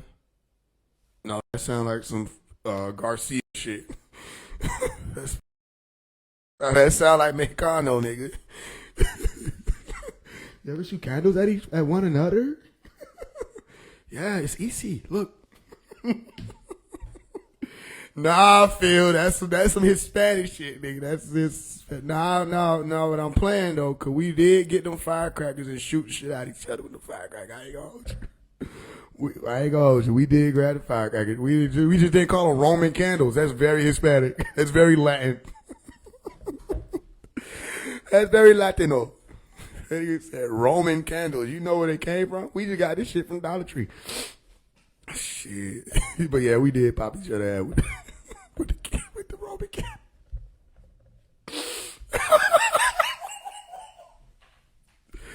I love you, Phil, bro. I love you, Phil, bro. It's easy, bro. Just shoot one another.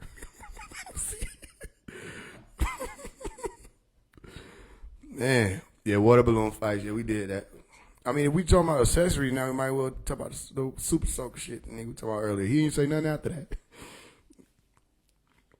I ain't mean to oust you, bro. You can participate. Black Top was definitely better than. I ain't even fuck with sports. I ain't gonna hold you. Nah, that was some Hispanic shit. That was Hispanic shit. Y'all niggas was out there too. I ain't gonna lie. Every neighborhood only had like one Mexican. Though. I ain't gonna hold you. Like, and they always wore khaki shorts and a black shirt. I don't know why that was the uniform. Khaki shorts. Y'all niggas gonna sit here and act like what I'm saying ain't true too. That was so fucked up. Tell me, Jose didn't wear khaki. See, y'all know what I'm saying. Khaki shorts and black shirts. Like, that was the uniform. I ain't understand it. I'm like, this nigga. And it wasn't never the same khaki shorts. Like, it ain't like he only had one outfit. He just had, like, I'm like, this nigga's a fucking cartoon character. Had a wardrobe full of khaki shorts, nigga. And black shirt. I'm like, where do you get these from? And with cool hair, too. And would beat your ass. These niggas fight like a motherfucker. What the hell? You ain't never seen them niggas lose no fight. They didn't even want to be hood. They were just being themselves. Shit. That's how you see them niggas. They coming from a fight. Kevin? I just beat his ass. What the hell? Damn, Kevin. That shit was crazy as hell, man. We had the Puerto Rican in Jersey for sure. It's like one to every block. How y'all do that? Like, not even parents, just a child. Or a parent. You have a mother over here. And then you have a father. Like, and they ain't even the same family. Like, it was just, where the fuck they even came from? Like, niggas just pop up on your ass. Bueno, what? Who? What happened? Yeah, that thing know the nigga, he with the game. With the game. It was like they were white boy too, though. Where the fuck white boy come from? Like, we had one white boy, we had one man, and then everybody was just niggas. That shit was interesting. Nah, we love Hispanics, bro. We like the white people. Nah, I'm just playing white people. We love the white boy too. We love white girls. White girl wanted to be black girl. Like, it was crazy. White boy wanted to be white boy. Oh no, white boy wanted to be black boy. They wanted to be us. The Hispanics, bro, they wanted to be them. Yeah, you think they trying to be us, but they just being them. Them niggas was gangster hair too. That shit was crazy. Them niggas just were gangster. Shit, I remember why it was just last year. I walked past some Hispanic niggas, they was in a truck. They don't even fucking know me. I walked past, like, you want a beer? I was like, what the fuck? Yes. Like, what the fuck? Let me get a cold one. Want a beer? Everything, they just celebrate life. It's just, even the way they ask it is like, yeah, like, what are we doing? What happened? Who won? Want a beer? It's Tuesday.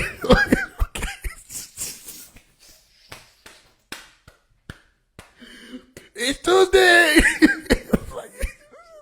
As a matter of fact, it is. Reach down in there.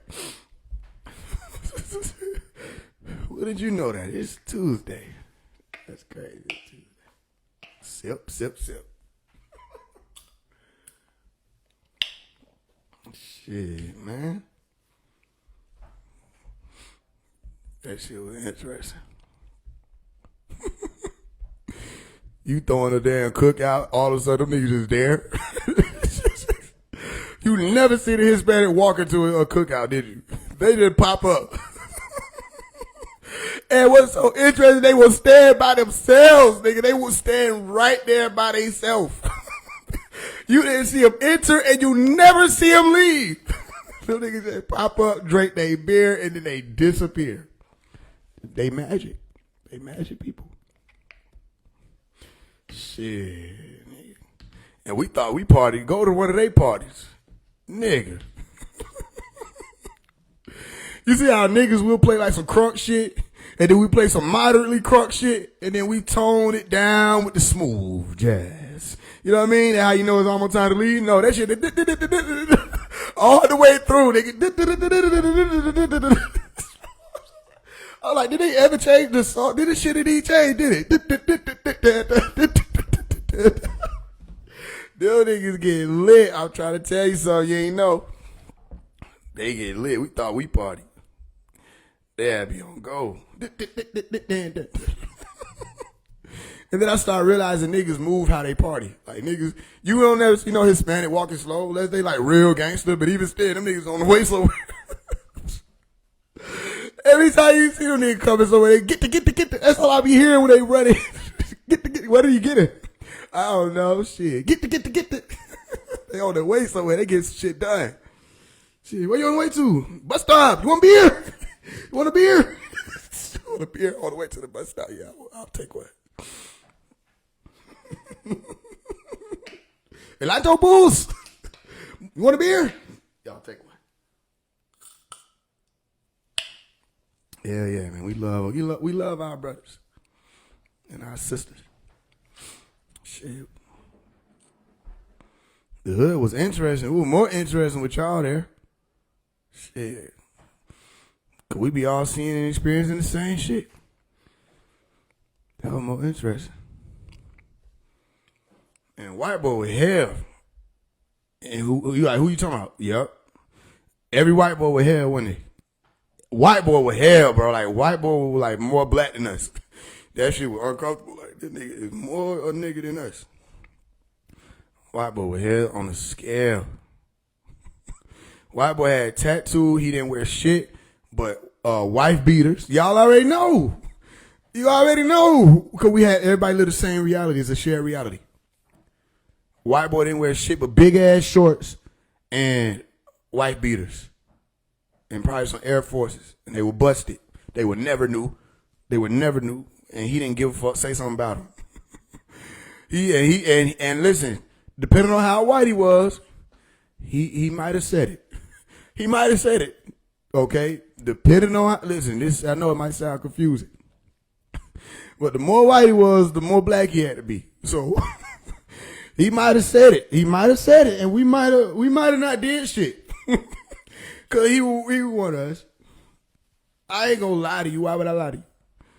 You like, nigga. And nobody ain't flinched. Like, nigga, who the fuck you talking to? Nigga, I'm talking to you. Oh, I ain't hear you. Shit, white boy with hell. We had a white boy named Victor. Man, Victor used to beat everybody's ass. I never wanted to like have no problem with Victor. Not cause I was scared of him, but just you see somebody beat so many people's ass, and it was in middle school. They were mad there. That nigga beat so many. I'm talking about Victor was a fighter. You got niggas who we squabble up. We did that. No, this nigga, bro, he wasn't supposed to be there. That wasn't even, what the fuck? Bro was a fighter. Whatever you're envisioning, this nigga will put hands, he was a fighter. Victor ass wasn't just no fighter. He was just always doing some shit. Like, I remember we used to have, like, we be in the gym. The nigga hit, if I'm lying, I'm fine. The nigga hit 16 backflips in a row. I'm not fighting him. And we in 6th grade. That ain't even a part of your requirement.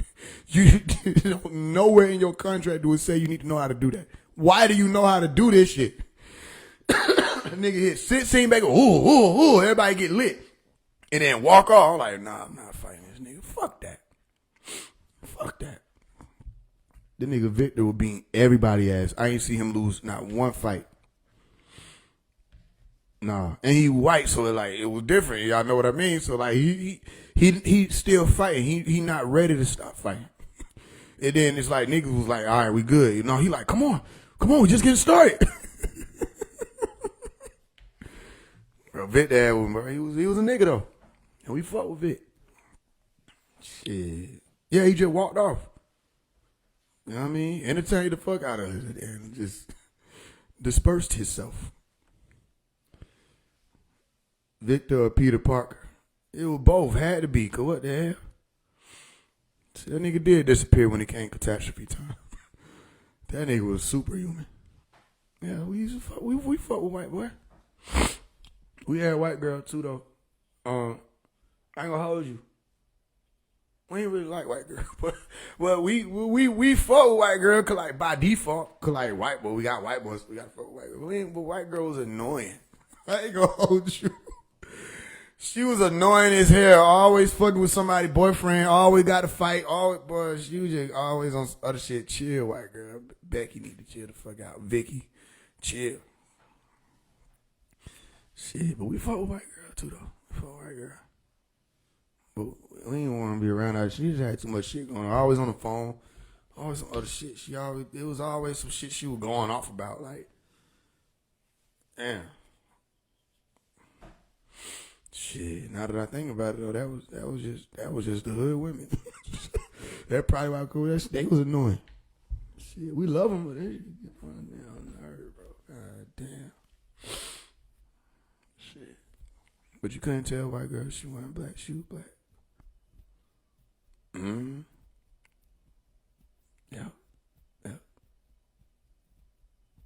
ones who didn't come through the hood and like lock in with the hood, well, like them Asian. The Asians didn't fuck with us. They got in they came in that bitch smart, stayed smart. And I'll just tell you what I know. They came in that bitch ahead of everybody and they were like, what? We're still ahead of you. And left ahead of everybody. We like, what the fuck was you even here for? You was practice, the hell. Them niggas came in that bitch like that and left like that. Shit. Yeah. I don't want to go too deep in it. I don't understand. Y'all know I got a sense of humor. Like I like when people make racist jokes. Like I like when white folk make racist jokes about us. And I like how we able to do this shit back. I like we able to laugh at the differences. But everybody be looking at me like I can't laugh. I'm like, bro, that shit was funny. Man, Faye, come look at it. Listen to this shit, man. Look what this motherfucker just said, bro. I'm like, what they say? Are you gonna love this? All right. How do you keep black kids from jumping on the bed? How? You can put Velcro on the ceiling. And everybody looking at me like, what I'm finna do? I'm finna bust out laughing. You better turn around. You better turn around. Look another direction. Shit, man, that shit was funny as hell. I ain't come up with that. Put Velcro on the ceiling. Yeah, that shit was funny. Shit, they be having some funny shit to say. I don't like people take the shit too serious. Like, nigga, you know that shit was funny. Nigga, you know that shit was funny. No, that's fucked up. No, the joke ain't fucked up. You can let the joke be in its own existence, its own dimension. It's deeper than that. The reality that the joke is talking about, it might be fucked up. Because if you put Velcro on it, but then it make it more funny. You know what I'm saying? Because if you actually... They shouldn't be their ass in there jumping on the bed. They're really just trying to tell us, like, how to... Never mind. Because here we are this whole time telling them don't jump on the bed and they don't listen. And then we could have just put Velcro on the whole time. It don't be that deep, man. God damn. I love people. I love people. I don't like motherfuckers be like, I don't see color. I don't like you. I don't like you. I don't even see color. Then why are we talking about color? Well, I'm just saying, most of my, you know, you fucked up, right? My baby's mother's, you know, you fucked up, right? Shit, nigga. Everybody see color. That's the dumbest shit you could ever. I don't see color. No, I don't see color. You're saying that because you see color. It's so stupid. They start bringing up shit they think you would love to talk about. How about Kobe, huh? Who? Kobe Bryant. I don't fuck with football. No, that's basketball. The same difference. Okay, how about those? Well, then what do you want to talk about? I mean, we can speak about quantum mechanics. You into that? Blowing their fucking brain. Shit. Yeah, be the main one. Black and white ain't a color. Technically, it's not. Technically, it's not a color. It's augmentation. It's a shade. What about it, though, bro? What about it? I don't like you either. I remember one time my old boss had called me outside and pointed at the black man picking up the garbage and said, "See, I'm not racist." Huh? What? That was racist as fuck. And it be so funny though. Cause I know they don't be knowing no better. That was racist as fuck, bro. See, I'm not racist. You're white. And you're pointing at a black man while he picks up garbage. This is the most racist thing you could do on a Sunday evening. Crickets outside and everything, bro. You look racist.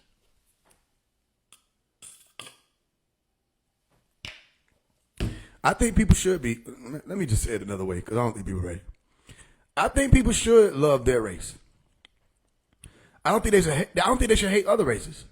But I think like there's pride in being a certain kind. Take pride in that. They mad at the Proud Boys. Look at them, they're so proud. I'm like, that's a good thing. But they're proud. We can learn from them. They're leaning out the windows yelling "Yeehaw!" Looks fun. They got the Confederate. That's their ancestors' flag. So far, I'm seeing things we need to take notes on. So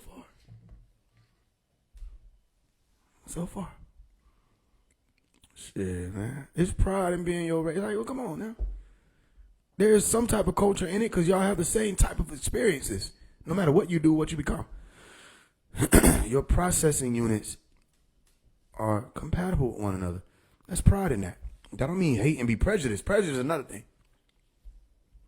But I think people should be racist. I think more people should be proud of who they are and what gene they've come at as this time. If I were Caucasian, I think I'd probably be. I probably. See, but you gotta have pride in who you are, right? Cause like, I ain't gonna hold you. This shit lit already.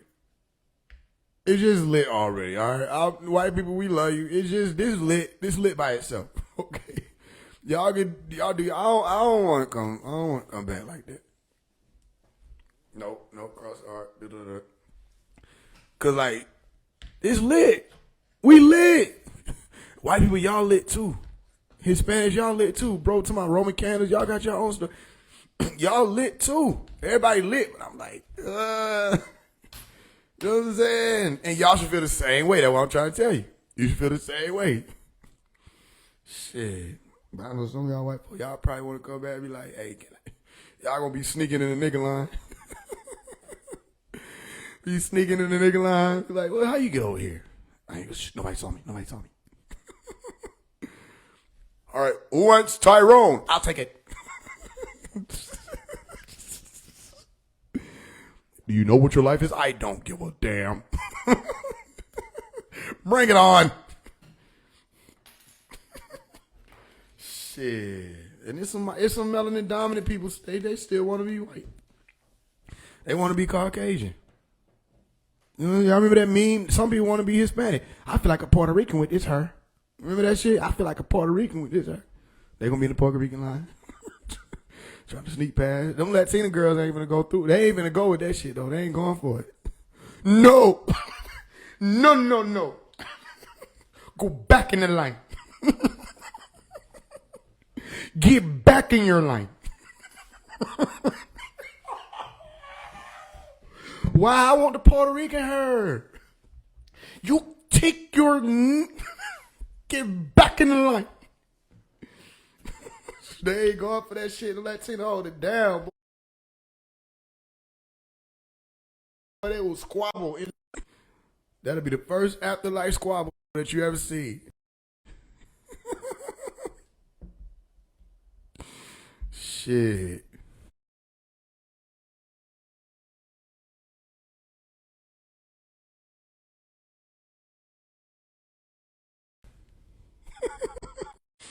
They telling me to chill out. My phone glitching. Hell yeah, but she ain't going for that shit. I ain't low down. I'm high up. I just know what life like. Get back in your line. They ain't sharing they man. They not sharing Poppy with y'all. Shit. Yeah, they gonna say it just like that too. They do be on one. I love the Latinas, bro. They lit. They lit, bro. You know how lit Latina girl. You don't never hear shit from them. They ain't even on this planet. They somewhere totally different. They doing their own thing, bro. They do, bro. They don't get. They stay out the way. But boy, bring your ass over there. Bring your ass over there. They stay out the way. Ooh, but play with one of them. You ain't gonna know how many it is until you play with one of them. And they gonna show up with that baby. It's always a baby. They gonna show up with that baby on their hip. And ooh. Your ass is grass. Your ass is grass playing around. Where they be getting the baby from? It's always a baby. Never a stroller. You ain't never seen one of them with no stroller. Stop lying. Stop lying. They'll carry it. They'll do it.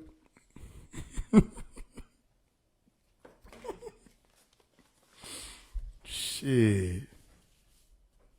I raise my kids myself. They gonna tell you some shit. Boy. The baby just floating around seamlessly. It ain't even like they carried it. They just conjoined that deal. Just mean mugging like them. I love the Latinas. I love the Latinos. Them nigga cool as hell. Just don't fuck with them. And they gonna pull up Dickie soup. It's gonna be a Dickie soup. I don't know where they get them from, but they get them. Shit. You ain't never been walked up on until them Latino niggas walk up on you. You ain't never felt like you was in trouble. Even when your dad like scream at you and shit, you ain't never felt like you was in trouble. You just felt like you need to be wary. If them niggas walking up on you, man, let me tell you how deep it is. Them Latino niggas could walk up on a nigga that's next to you and you'll still feel like you in trouble. They ain't even coming for you and you still like, man, fuck, what did they do? I'm telling you some shit. Them niggas walk with, them niggas walk like they got Hell's Gates on their shoes. I don't know, whatever you see, that's what it is. Them niggas walk like and they never say shit on the way. They only talk to you when they get close up on you. The fuck you say? You wanna fucking play with us, huh? You wanna play with us, huh? The fuck? Them niggas be looking diligent. I ain't never seen no nigga diligently walk up on a nigga, bro. And they walk with their hands. I'm not saying walk on their hands. Y'all ain't hearing me. Them niggas walk with their hands. You ain't... I'm like, no, he already exercising his wrist. I'm finna go.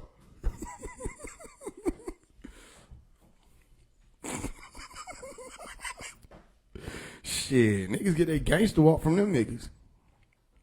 Them niggas for real, bro. 70 niggas in a boxcar getting out consecutively. Hopping out on your ass.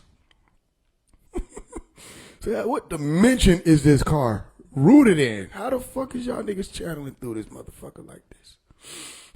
70 niggas in a boxcar, nigga. You ain't never seen more than 4 heads in that bitch, but you see 70 of them getting out. That shit, they multi-dimensional beings. Everything I'm saying is true, too. Y'all know this shit. How the fuck them niggas fit in that damn car, bro? How the fuck they used to do that shit? I'm walking back to the future vehicles. Niggas riding around in time and shit. Shit, man, I love them people.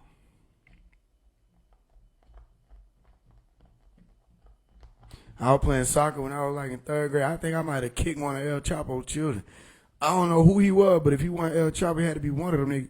Because we playing soccer, we just doing regular shit, got the cleats and everything. And I'm going in, but I accidentally kicked one of them little niggas' shins. Because there was a lot of Hispanics on the team and shit. So I kicked one of their like shin on accident. It was a real accident. And I was able to score. So my team was like congratulating me. I'm like, okay, it's lit. But I didn't even think, okay, that could have hurt the child. I wasn't thinking like that. So I look over and I see one of these Mexican dudes.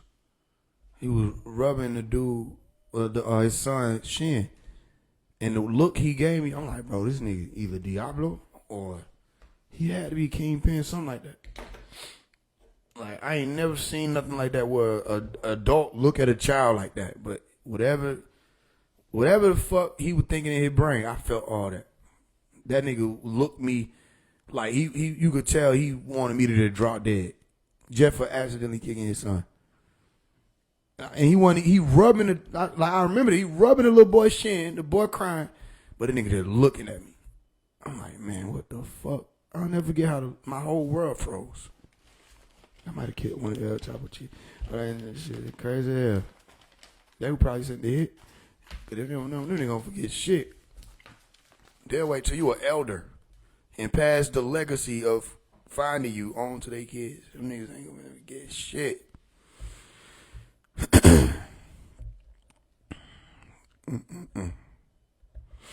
Yeah, much love to all the people, man. I love the white people. I love the black people. I love the yellow people. I love the green people.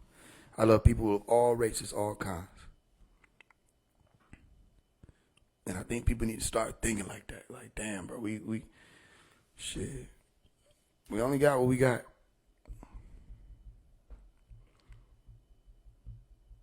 Yeah, Abuela, why the fuck did Abuela always have that broom? And that blue dress. That blue wide dress. That was baby blue. Damn, Abuela used to be on go with the shit too. Hair up and the thing. Man, I love them people, bro. Abuelito. Abuela. Shit.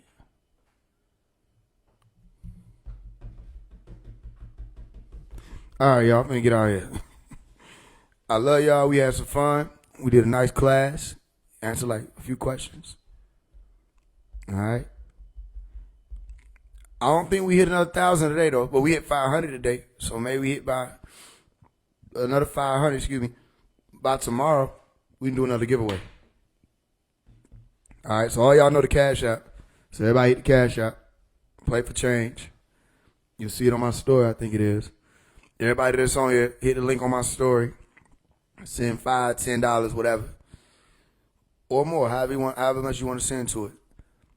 And the thing is, every time we hit $1,000, we give away $300. And yesterday we gave away $900.